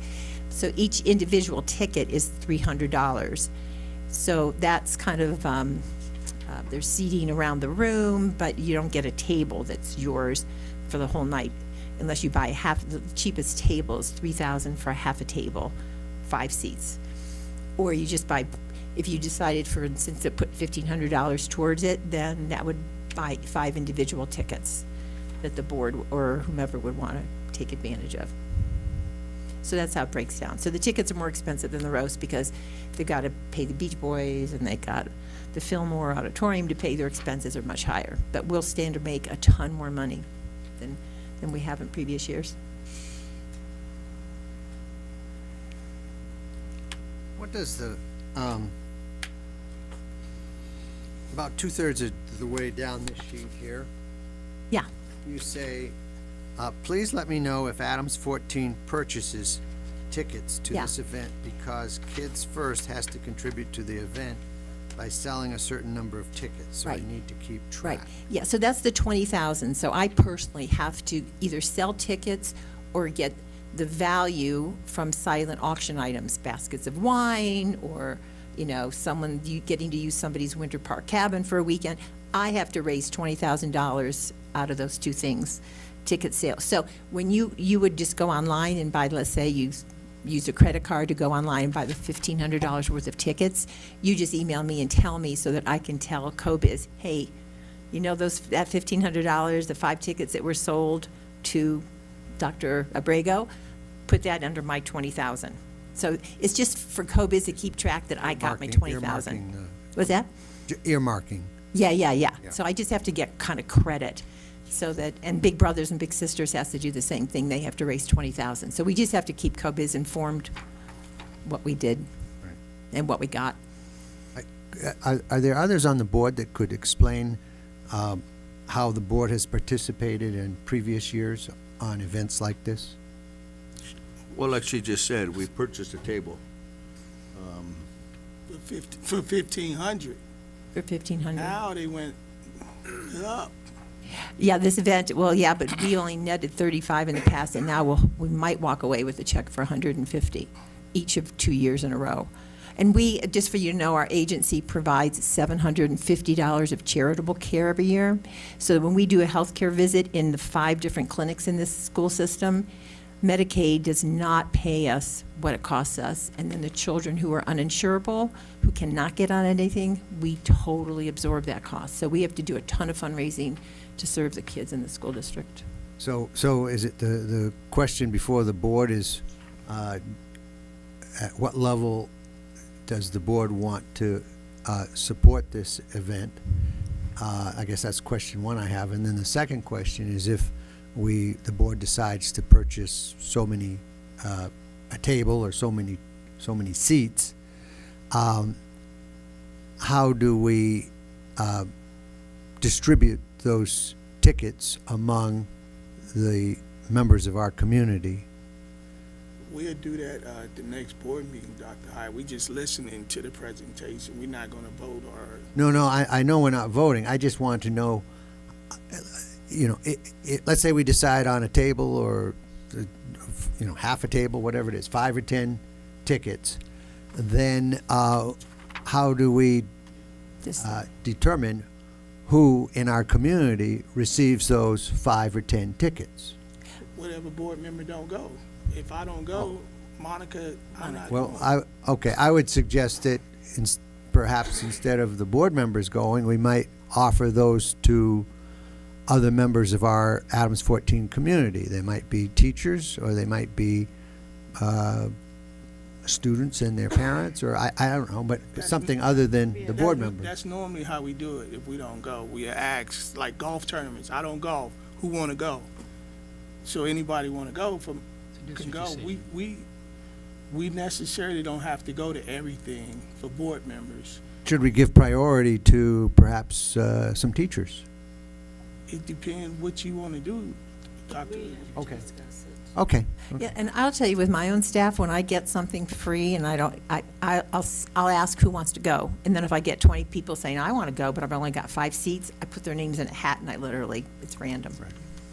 Because this is a really cool concert, Sure. so I'm gonna tell you. All right, well, thank you. You're welcome. Thank you.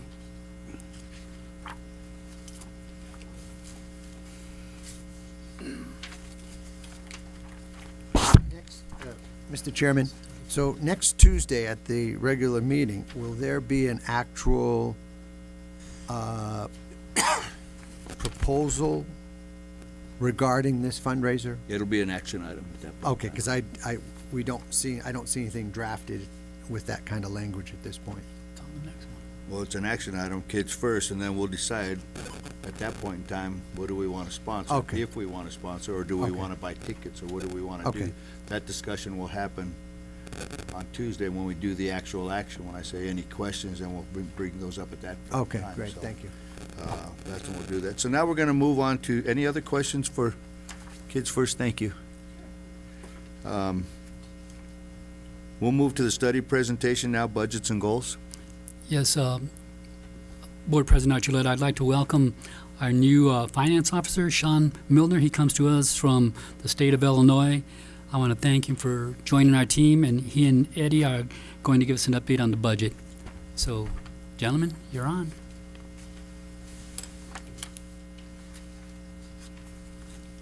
Sorry. Maybe while Monica's pulling that up, I just want to back up to your point you were making earlier regarding that cumulative spend, and just to say that, I do remember the instance you're talking about where, things are coming through just below that 15,000 for vendors, and that's important. We need to have those super X to actually give a limit, so you're not, things kind of aren't sort of sneaking through there, just to kind of let you know. We do have a process in the finance department to address that and watch for those, and then make sure they're coming forward to you, and nothing sort of cumulatively just popping over that limit without your being aware. So. Thanks, Eddie.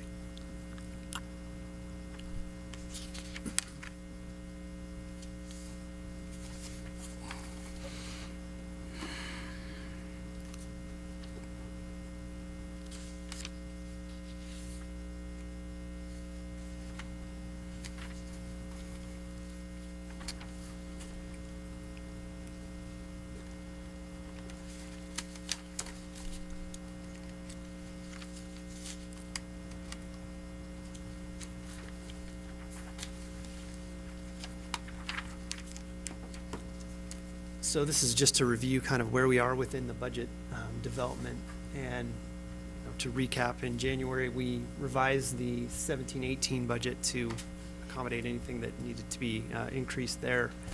And then in February, we've been working on the budget goals. And then, now here in March, currently what we're working on is the school and department budgets, supplies and materials coming back.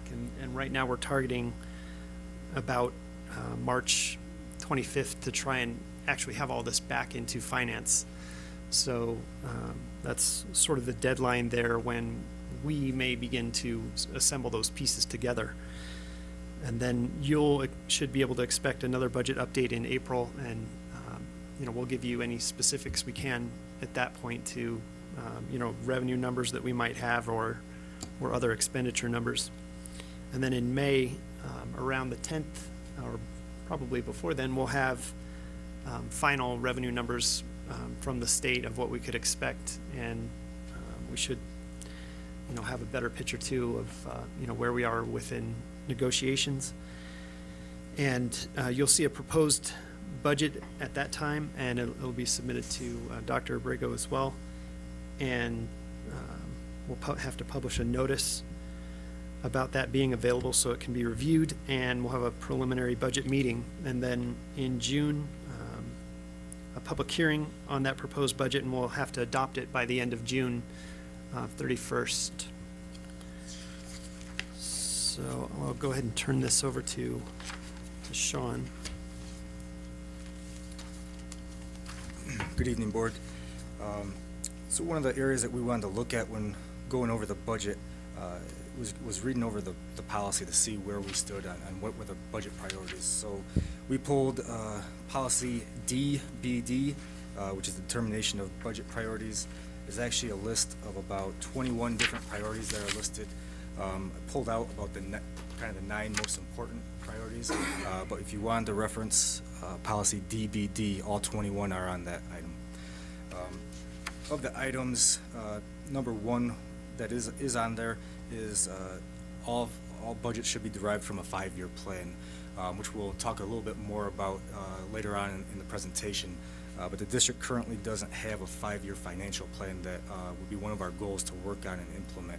We currently have a 5-year forecast of what we might look at for the budget, which is just kind of a line item thing, but we want to implement a 5-year plan moving forward. Sean, could I stop you for a minute?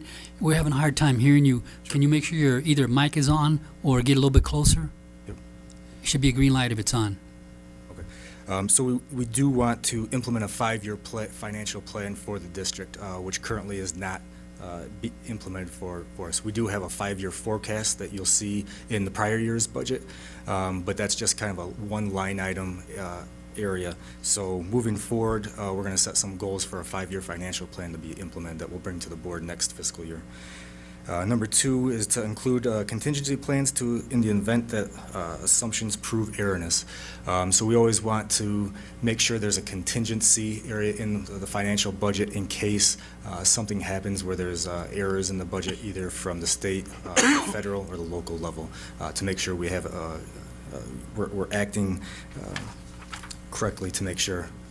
Number 3, be in a summary format that's understandable to the layperson. So school finance to a normal community member might be a little more detailed, so we want to be able to be very short and quick so it's very understandable to everybody that understands it.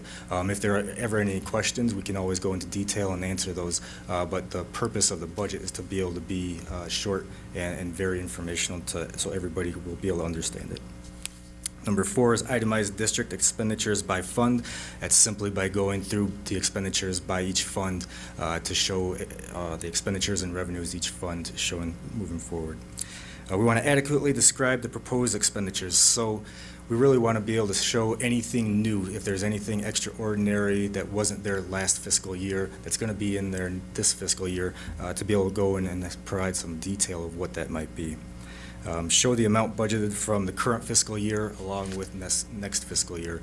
We'll be able to go through if there's an increase or decrease to show you, and again, go into detail as to what those items might be. Salaries, benefits, there might be a larger capital project item that's on the list, especially looking at the turnaround plan to make sure we're following that. There might be some extra expenses in that in the next fiscal year to make sure we're following those goals.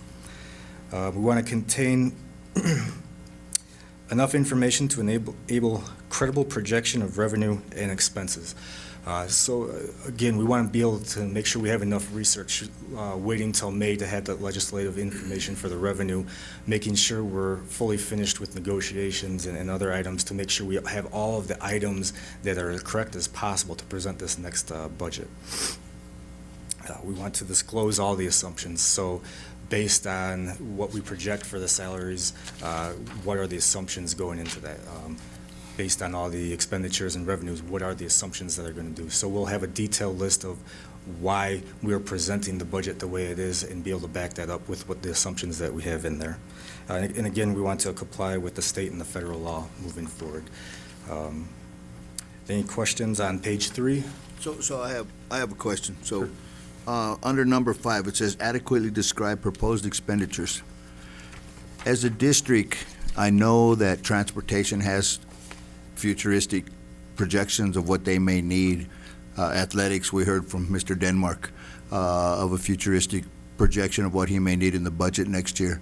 Is there any way that the Board of Education can meet with, and I'm not saying to do it every single meeting, but maybe we start that process right now where we meet with the department heads, such as transportation, such as food services, such as athletics, such as anything else, maintenance, all of those things, because we hear about a lawnmower that needs replaced during the budget session. I think we can develop a way to meet with those people so we can have a projection as to what they may be looking at. If we need 2 or 3 new buses or we need whatever it may be, at least we kind of know that, you know what, that's why the budget is getting a little bit higher or different in this area. Is there any way that can happen? So we're currently getting the information back from all the departments right now. So we're meeting with IT this week. We've just met with operations this week. And this is the time frame where they have to respond back to us what they want next year in that budget. So moving forward, Right, I know you're getting it. Right. But as the Board of Education, is there any way we can get that information prior to? I mean, if you need something in IT, rather than go through the whole process, and then we got to go through the process asking the questions anyway, well, what's this other additional cost in here for? If we could have a presentation from them, I'm not saying do it every single department at one time, but if we have a presentation like Mr. Denmark just presented to us to say, you know, I'm projecting this much for sports equipment next year, IT can do the same thing maybe at the next meeting or so until we get to the budget process, and that way we have an idea of what the heck's going on before we get to the. Yep. So I think maybe we can bring 2 or 3 of those departments each session or board meeting, and we can kind of go over those. The other thing that I believe Mr. Harvest brought up at the last board meeting was the DAC. You know, meeting and beginning to present something to the board too as well. So one of the things that we looked at is that we saw the calendar of events from them, because those are the principals and the building level staff that get together and they present to you guys to really present the budget plan. Well, their schedule is to present that to you in May, which, if you remember looking back at the schedule, is when we're presenting you the proposed budget. So we kind of just saw their schedule this afternoon, and we'd like to communicate with them so maybe that they can present with you guys more information following next year, or maybe still this fiscal year, that information ahead of time before we get to the proposed budget, because you guys would basically be getting the proposed budget and the recommendations from the building levels at the same time. So Right. that gives you like no time to really review things and give. Can you go back to the last slide? March, budget update. Schools and department return budget to supervisors. Supervisors return the budgets to the finance department. So for me sitting on this diocese, I'm understanding that all the schools gave you their budget. I'm understanding that all the departments have gave you their budget as of today.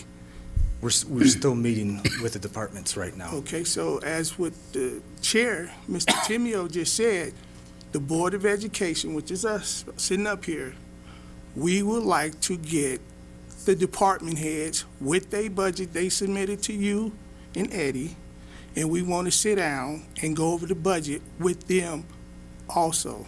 I think that's what you were saying. Right, right. I mean, is that possible? I mean, I know it's a lot of work for you guys, but it's probably double work for you guys, but we don't have that information until we receive the proposed budget, and then our meetings are usually 3 or 4 times longer than they ever should be, because that's when we're asking our questions about different things. So I think it would be a good practice if during this point in time, when they send them to you, that either you bring them to us and say, you know, the high school needs this, or transportation needs that, and they're going to be proposing that in their budget. So that way we have more of an idea of what we're actually up against. Because I'm sitting right here, excuse me, and I just made me a little sheet right here. I got all 6 elementary schools right here. And I'm trying to figure out for myself, from K to 5, what schools got beyond textbooks? What school we just found out got iStations? What schools from K to 5, what reading program do they have? How many teachers is in that 3rd grade classroom? How many pairs we need? We, as the Board of Education, would like to see the school's plan for the 3rd grade, 5th grade, 6th. We want to know what benchmark, how are we understanding what schools are got by literacy? What schools is we know it's K through 3. We want to know if it's going to be the 4th grade. Do we have to get a teacher for that? We, the Board of Education, sitting up here asking the finance department to provide us copies of each school's financial, what they asking for, and the departments. So I'm up for meeting you guys whenever you want in talking about this. We do have some of that data that you mentioned with beyond textbooks and some of the information that we're going to talk about tonight. But if you guys would like to meet with us and go over specific budget items, I can't speak for everybody in the finance department, but I'm available whenever you guys would like to meet. When we have that time to meet, again, we're still meeting with the departments, so we don't have everybody's budgets yet as of today. We're still gathering that. But if the board wanted to set a time, we could pull some of those departments together, talk about each school. We talk about beyond textbooks, talk about IT, operations, whatever you guys would like. Just like we set up that meeting with the CTA and did the... Well, that's what I was just thinking of, because I'm thinking it was about 4 years ago. We had that budget meeting. You weren't here yet, did Jay? But we had the round table. Do you remember? The round table in the community room, and well, it wasn't you, but the other person came in and Probably Eddie. With the projected, no, Eddie. Projected budget, and then we sat there with you guys at round table, and we looked at it. We asked questions. With the budgets that each department, each school brought in. Because Right. if you look at your calendar, March, April, we only gonna see you one more time. And that's unacceptable. That is totally unacceptable. So, I'm asking the chair, can he put dates so we can start doing, because we want all the departments, all the schools, to see if they matching their UIP plan, see if we are doing what we supposed to do, see if they need who's reading program. We want to know, as a board, what do we have to do as an input, not by saying, cut 4 teachers, cut 5 teachers. That's unacceptable. Yeah, I'm out here, and moved out here. My wife and family are still in Illinois, so all I have to do is work with you guys, so I'm all yours. I have a question. So the last week of March is spring break, so everybody in the schools will be gone. But we're still here. We don't have spring break, right? Correct. So could we set up that budget meeting, since most of the schools have sent you their projected budget? The board canceled their meeting the last week of March. What's that? The board didn't place a meeting on the last week of March because staff Yeah, I takes know, off. I'm not really talking about the last week. We still have next week. So your projection, let me just I'm ask you this. wondering. Let me just ask you this question. Your projection to get all of your department head budgets in is by the end of the month? Or I would are you hope so. going to receive them sooner, have to- you think? I have to refer to Eddie on that one. Yeah, I think the date that we had in our original budget guidance was March 25th. Okay. And there's no school on the 25th that week. There won't be any school that week. So, so I don't know, maybe it would be easier as you get them. Maybe because we meet here on Thursdays prior to our board meeting. Maybe we can have 2 people propose whatever they're going to be proposing we'll call it a budget study session, and we'll get, what they're going to be proposing in the budget. Not because we want to set the budget, because we just want to know what's being spent. And It's a Sunday. with doing that, I just Yeah, but that's when it's due by. want to remind the board that there are some still unknowns about the budget with Right. revenue-wise. So, all the schools are always going to ask for everything that they want, but based on what's on the revenue, we can't always provide that. We definitely want to do what's in the budget priorities, and the next slide was to talk about the turnaround plan that we have to meet. So we want to meet, and hopefully the board gives us some more guidance with that, but we still have some unknowns revenue-wise to try and balance everything out. Yeah, I'm just trying to figure out a way that we can get some more budget information prior to we just getting a proposed budget. And in my opinion, I was talking with Mr. Denmark about his presentation going to be here this Tuesday. And I thought, well, that'd be a great idea for everybody to just tell us that, because if transportation needs this, or food services need that, or whatever the case may be, we at least have an idea of what they're going to be asking for. Right. Okay. That sound fair, Eddie? Yeah, just thinking that through a little bit is just the logistics of if we have so many meetings and, if we're going department by department, and I've heard also discussion of, the particular schools, so. I think departments would be good. I think, the departments are going to be asking for whatever it may be. The school budgets, they're going to propose their budgets based on what their necessarily need is. But athletics, I think, is for more than one school. Food services for more than one school. Transportation's for more than one school. Those are our big ticket items. Maintenance is more than one school. Sure. I think the department heads to start out with, and then if we need to dwindle down a little bit more, we can. But we just need to start having these conversations about this budget, so. All right? I didn't mean to put you on the spot. I know you're new here, but Got to dive right in. I'm new too.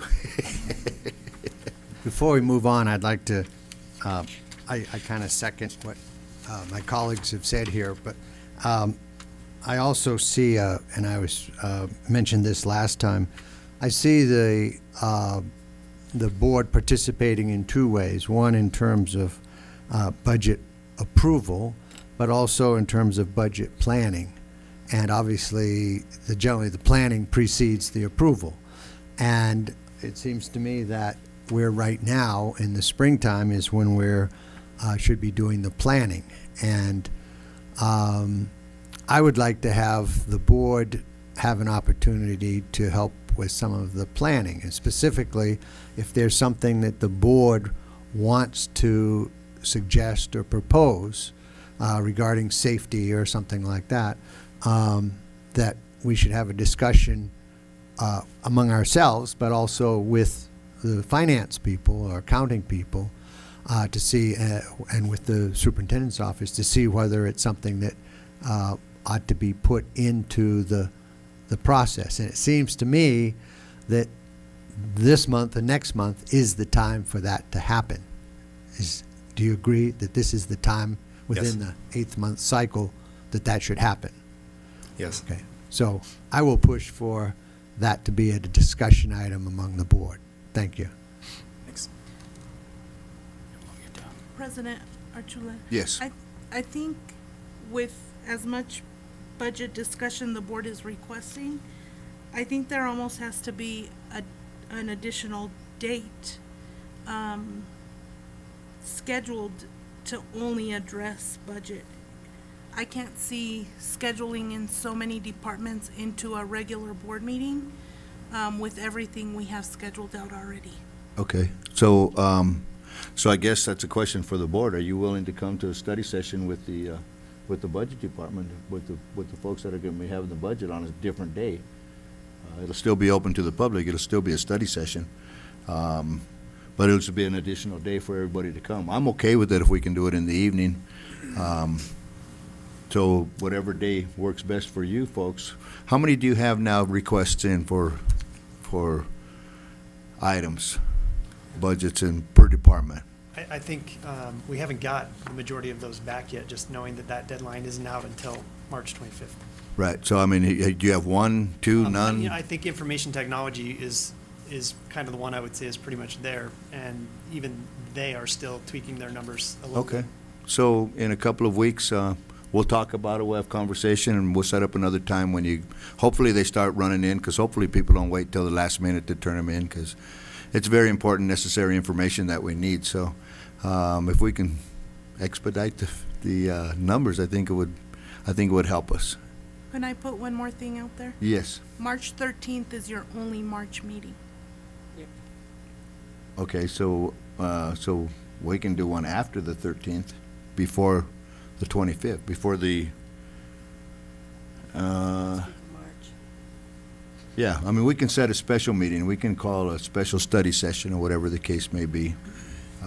Is that right, Jonathan? So we can set a study session, Eddie, as soon as you get more in, you can say, I have 3 requests in, here they are, when do you want to meet, or can we meet? And that way, we're not trying to do everybody at one time, because I know everybody's probably going to be, an hour, half an hour each, whatever they are. Presentations, maybe some don't need any additionals, maybe they don't need, more.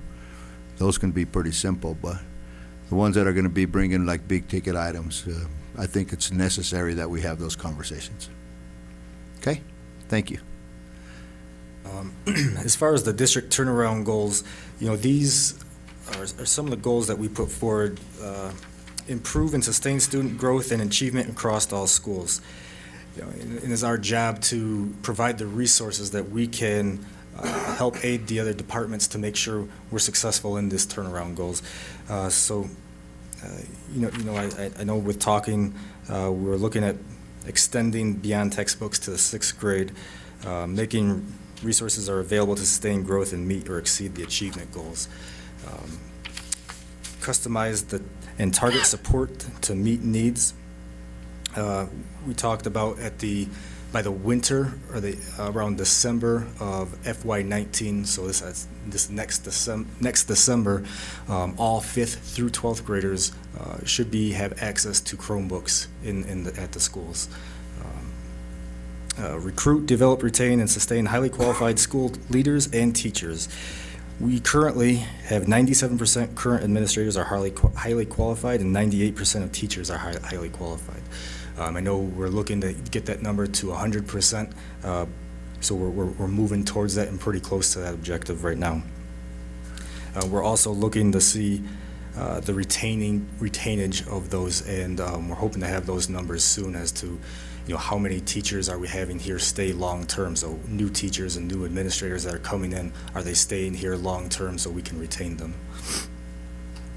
Engage all stakeholders, family members, community, and partners. Just some of the media that gets put out there are quarterly reports. We're putting on the board meetings on YouTube. There's the community engagement that we're having, along with student superintendent forums. The last district turnaround goal is the build a strong community intensely focused on student learning. And that's one other area that we're meeting with the forums and the community engagement as well. So again, our job is what we're trying to do is submit and give the resources to everybody so we can fully implement this turnaround plan and meet the goals that were implemented in here. There are a couple other major goals there in the back of that turnaround plan. And specifically off the top of my head, one of them was to make sure all Spanish or special ed teachers had 20% of the teachers spoke Spanish by FY18, and we're gathering the data on that to make sure that we're meeting those requirements that were set by the turnaround goals. So we're looking at all those turnaround goals and making sure we're providing the resources to make sure we're successful with those. I have a question. Sure. Since you're talking about turnaround goals, is the high school's turnaround goals included in the budget? Moving forward, we're going to make sure everything that's in the turnaround goal is going to be financially funded. So we have the resources available for everything that's in that turnaround goal. My plan is to hopefully meet with every department and every school that's in that turnaround goal so we can specifically say, what resources do you need to be successful to meet this turnaround goal?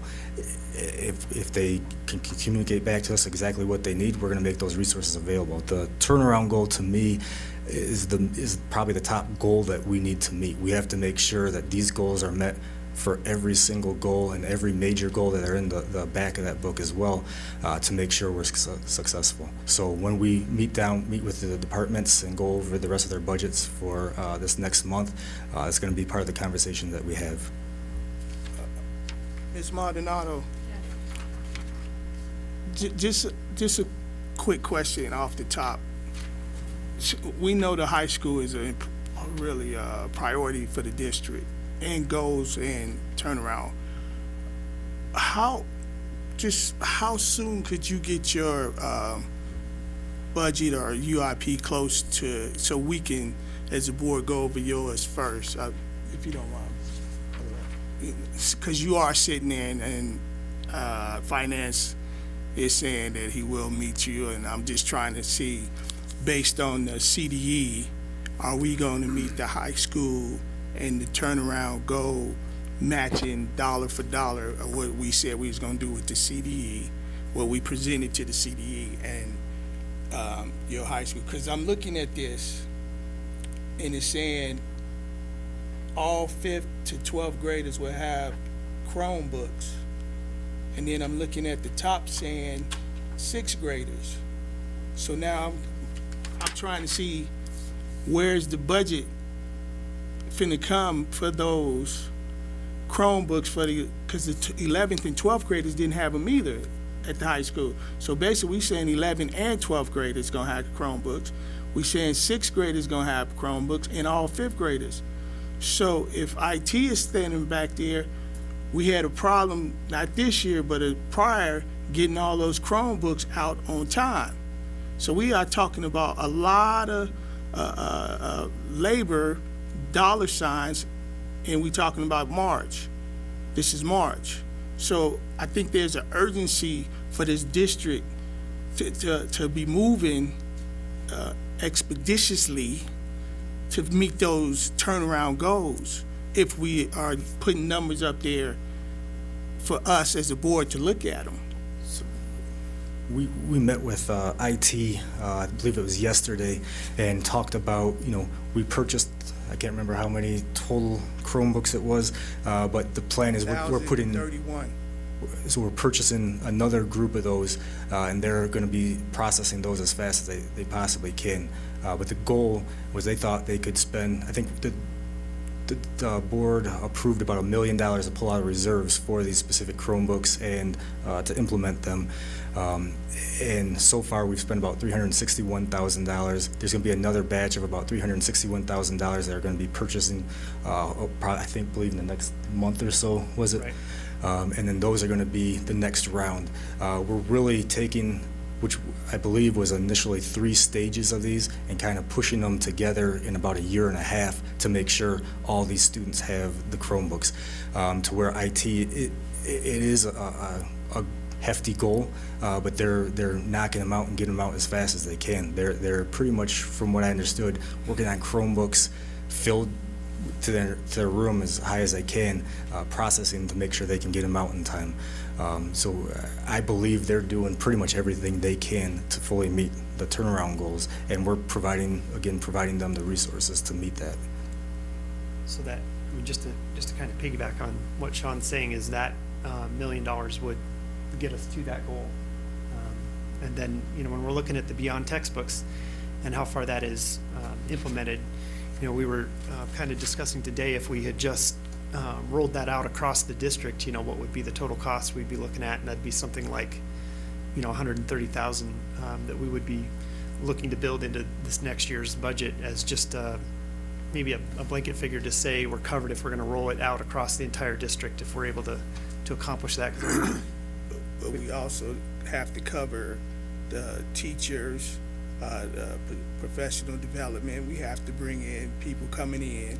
So we had to do a lot of scheduling, and that's what I'm trying to say is it's a lot of work that's going to be done, because you're pushing out more Chromebooks and more work this year than you did the previous year. It's a heavy lift, so thank you for taking it on.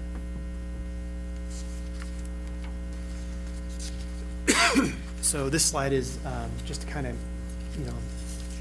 look at where we're at with some of these undetermined items related to the budget. We're still working through negotiations there, like Sean was saying earlier. So there's some of these numbers that we can't really put firm figures to, but we're, looking at that. And on the revenue side too, again, it's waiting for these numbers from the state, and what we have right now is just the governor's proposed budget. The other item I had seen was a proposal from the superintendents, and my understanding from Dr. Abrego is that is probably not going to happen, and that one looked really favorable to us. But everything to me still seems hopeful, and this governor's proposed number there, and that's similar to the number Dominic Moreno shared with us, is we're still hoping that's going to be the case. So, and just to say, I think we put this number out here of what the increase would be if that came true. And it's kind of interesting if you look at it, that when you say for every $1 in funding that we get, there is an increase, that isn't just $1 times our number of students. It ends up being slightly less, and that's because we're looking at that projected decrease in our pupil count.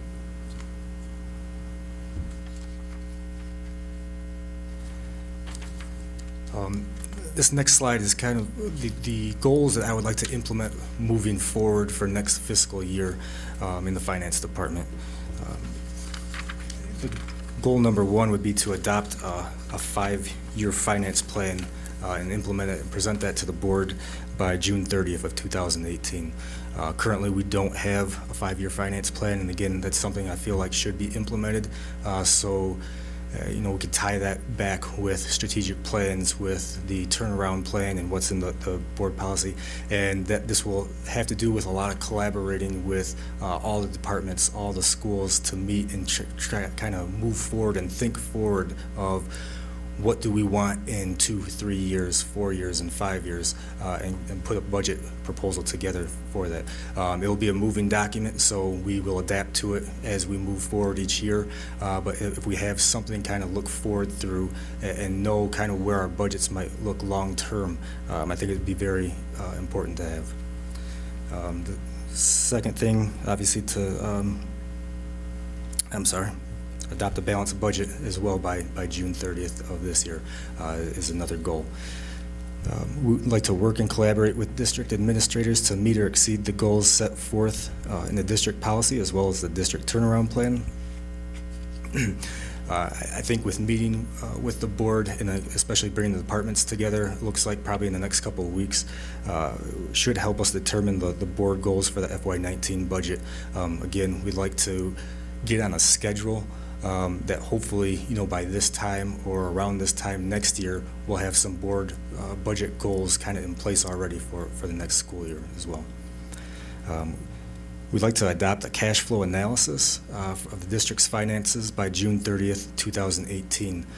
This would help us with our long-term and short-term investing. So really we want to take a look at and see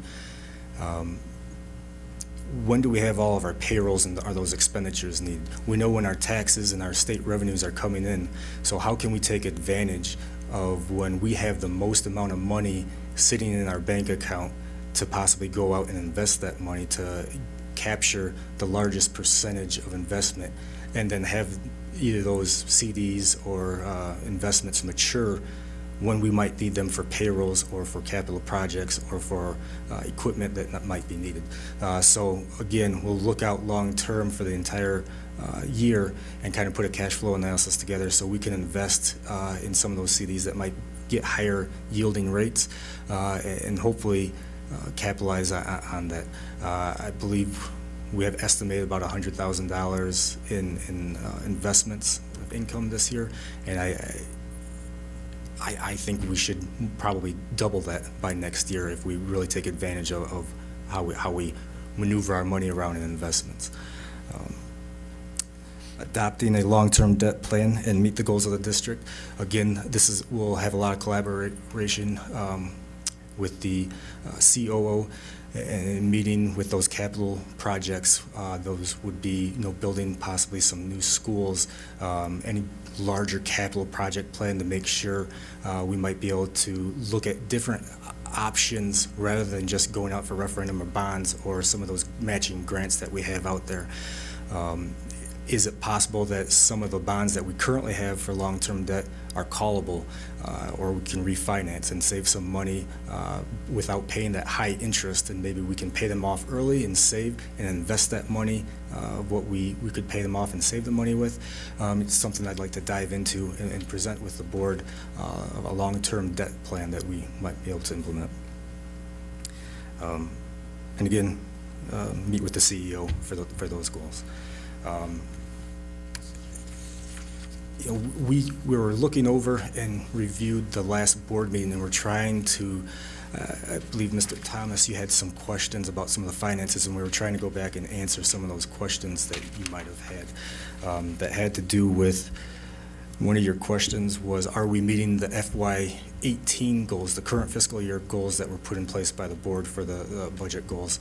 And until we get through the full fiscal year, we won't have all those answers, but I did reach out to Ms. Maldonado to see how many seniors were projected to graduate this year. And of the 352, there are 288 seniors on track to graduate, which is 82%. So ideally, we want 100%, which the goal is, but we're trying to reach the 100%. We talked with the other high school principal at the alternative school, and I believe he thought he would have about 100 seniors graduate, which was another question that you had, Mr. Thomas.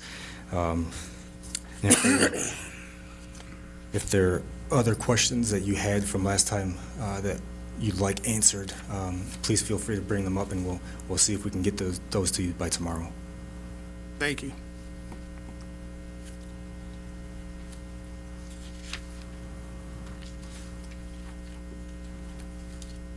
I guess I jumped ahead. It says questions, and I asked questions during the presentation. I'm sorry. But I didn't want to lose focus on my questions. So thank you for the presentation. Thank you. I realize you're new, but is there, and I'm new also, how does the district decide which students attend Adams City High School and which students attend Lester Arnold High School? Sure.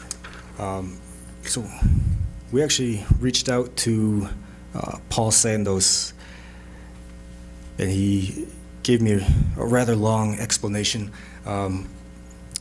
So basically, he's saying that we must provide the Colorado Department of Education proof that 95% of our students are at risk using the criteria provided by the state, including but not limited to drugs, alcohol abuse, documented gang involvement, child abuse or neglect, parent in prison, victim of domestic violence, repeated suspensions resulting in being overage and undercredited, pregnant or parenting, mental or behavioral health issues, ward of the court in foster care system, experienced severe trauma, a previous dropout, under expulsion, alternative to expulsion, migrant, homeless, committed by the state, detained, habitually truant, or on an IEP.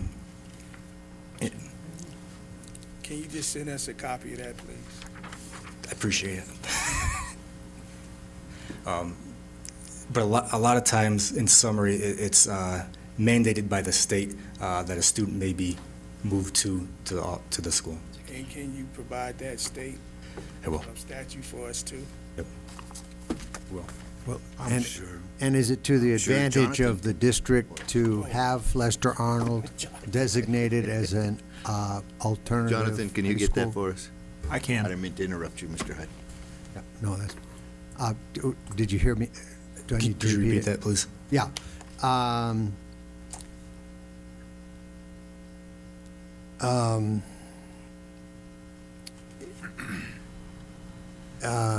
Having a hard time.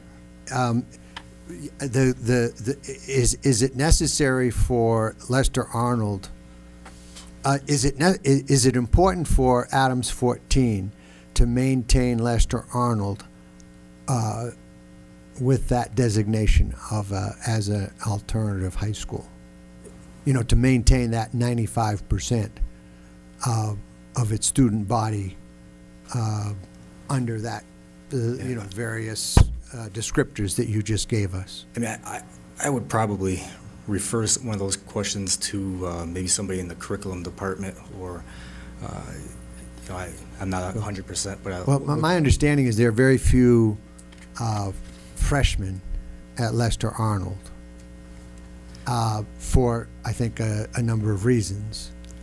But is there a kind of a not a flux, but a two-way corridor between Lester Arnold and Adams City High School in terms of students who may transition from one to the other or reverse? Are you asking, is there a revolving door as far as once kids get caught up, they then go to transfer to Adams City High School? Well, that's not a bad question. So currently, right now, again, based on that criteria, the students, we look at a list, we have kind of a tracker that we keep, and as spots become available, we do first priority.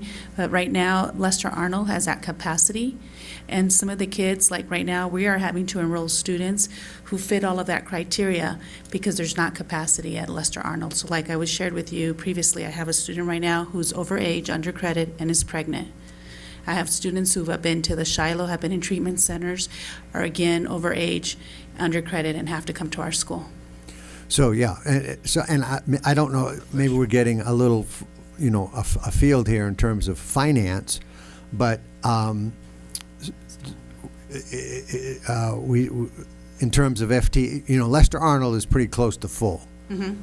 So then people who might qualify to be enrolled in Lester Arnold can't go there because they're full. So the spillover, I always thought the spillover was from the Adams City High School would spill over into Lester Arnold.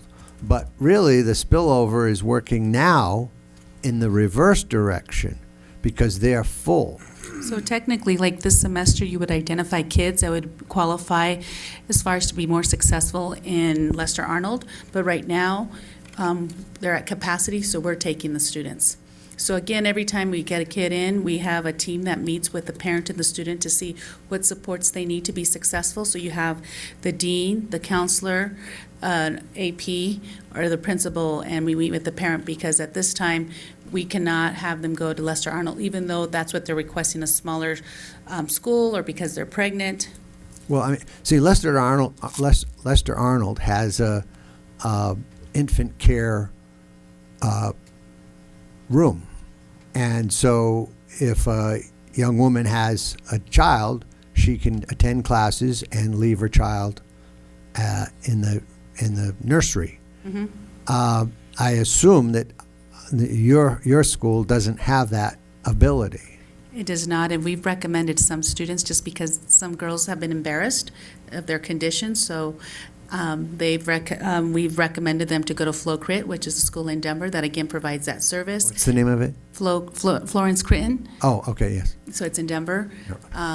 Some young ladies have made the decision to stay, and they've again been able to stay the entire time until they delivered the baby, and then we are coming up with a different plan to support them so they can come back. Okay, so this, I guess, does tie into the budget. So for this next year, if Lester Arnold remains full, even, jiggering the numbers for next year with how many seniors are moving on and so forth, but how many will be moving in, is this going to become a budget item, a budget concern, or budget constraint, dealing with a number of students that the high school isn't adequately prepared to service? Well, right now, we're having to take them. And technically, if it was a pathway school, what would happen is once students become back on track to graduate, those kids would then transfer back to Adams City High School, and then it would open up new slots for the kids that needed that additional support. So is Lester Arnold a pathway school? It is an alternative school. It's an alternative school, okay. So pathway school, yeah, go ahead. I'm sorry. So Lester Arnold, should leave slots open for the high school. They should never be at capacity because some of the kids at Lester Arnold can go back to the high school. They could, and I think at this time, some of the kids are choosing just to stay at Lester Arnold. But if it was a pathway school, once kids were on track, then they would go back to the high school, and then that would allow us to kind of, again, support the kids that are in need again. Does that answer the question? Yeah, it's a curious situation. I mean, And right now, for example, you talked about our freshmen. We have a lot of freshmen that did not do well and basically failed all their classes in 8th grade. Yet parents chose to move the child on, and they're struggling. And some districts have figured out that maybe kids, instead of them going to a comprehensive high school, they would go to a pathway school that would really be able to address them and really provide their needs that they have academically, socially, and emotionally. Is the school, does the district have any say as to whether a child who, let's say, flunks all of their subjects is held back? They can make the recommendation, but again, parents have, they decide whether they want to hold the child back. They ultimately can say, I want my kid to go ahead, and the district has to accept that. And we have a lot of those students currently. And I know right now the middle school is trying to develop a program to support students that are in that current situation right now. Is that a district policy or a state policy? My understanding is it's state policy, because all other districts that I've been at, again, parents have the final say. You can give them, again, during the year, you share with parents as far as what are the needs the child needs and what are the supports the school is providing to help the child be successful. And again, as a school or as the teachers working together with the parent will say, at this point, I would not recommend that your child be promoted to the next grade, but again, you have the ultimate say. Just off the top of your head, how many incoming freshmen are really at the 8th grade level? Oh, how many? Yeah. Gosh, I mean, right now, 'Cause you're doing, right from the get-go, you're doing remediation. yes. Because I'm thinking about even last year when we looked at our data, we had only, what was it, 30% that scored at grade level, which, yeah, 30. Actually, it was 76, I'm sorry, 76 students. I apologize, that was the upper levels. Okay, I'd love to get into it more, but not now. Yeah, well, we'll get that data broken down for you as well. It's just, yeah. Thank you. Yeah. Thank you. Thank you for the presentation. Thank you. And Were you- welcome on board. Thank you. So there is a need for an executive session under CRS 246402, Prince 4, Prince B, legal advice, board to conference with an attorney for the purpose of receiving legal advice on specific matters. Can I get a motion to move into executive session? I move that we go into executive session.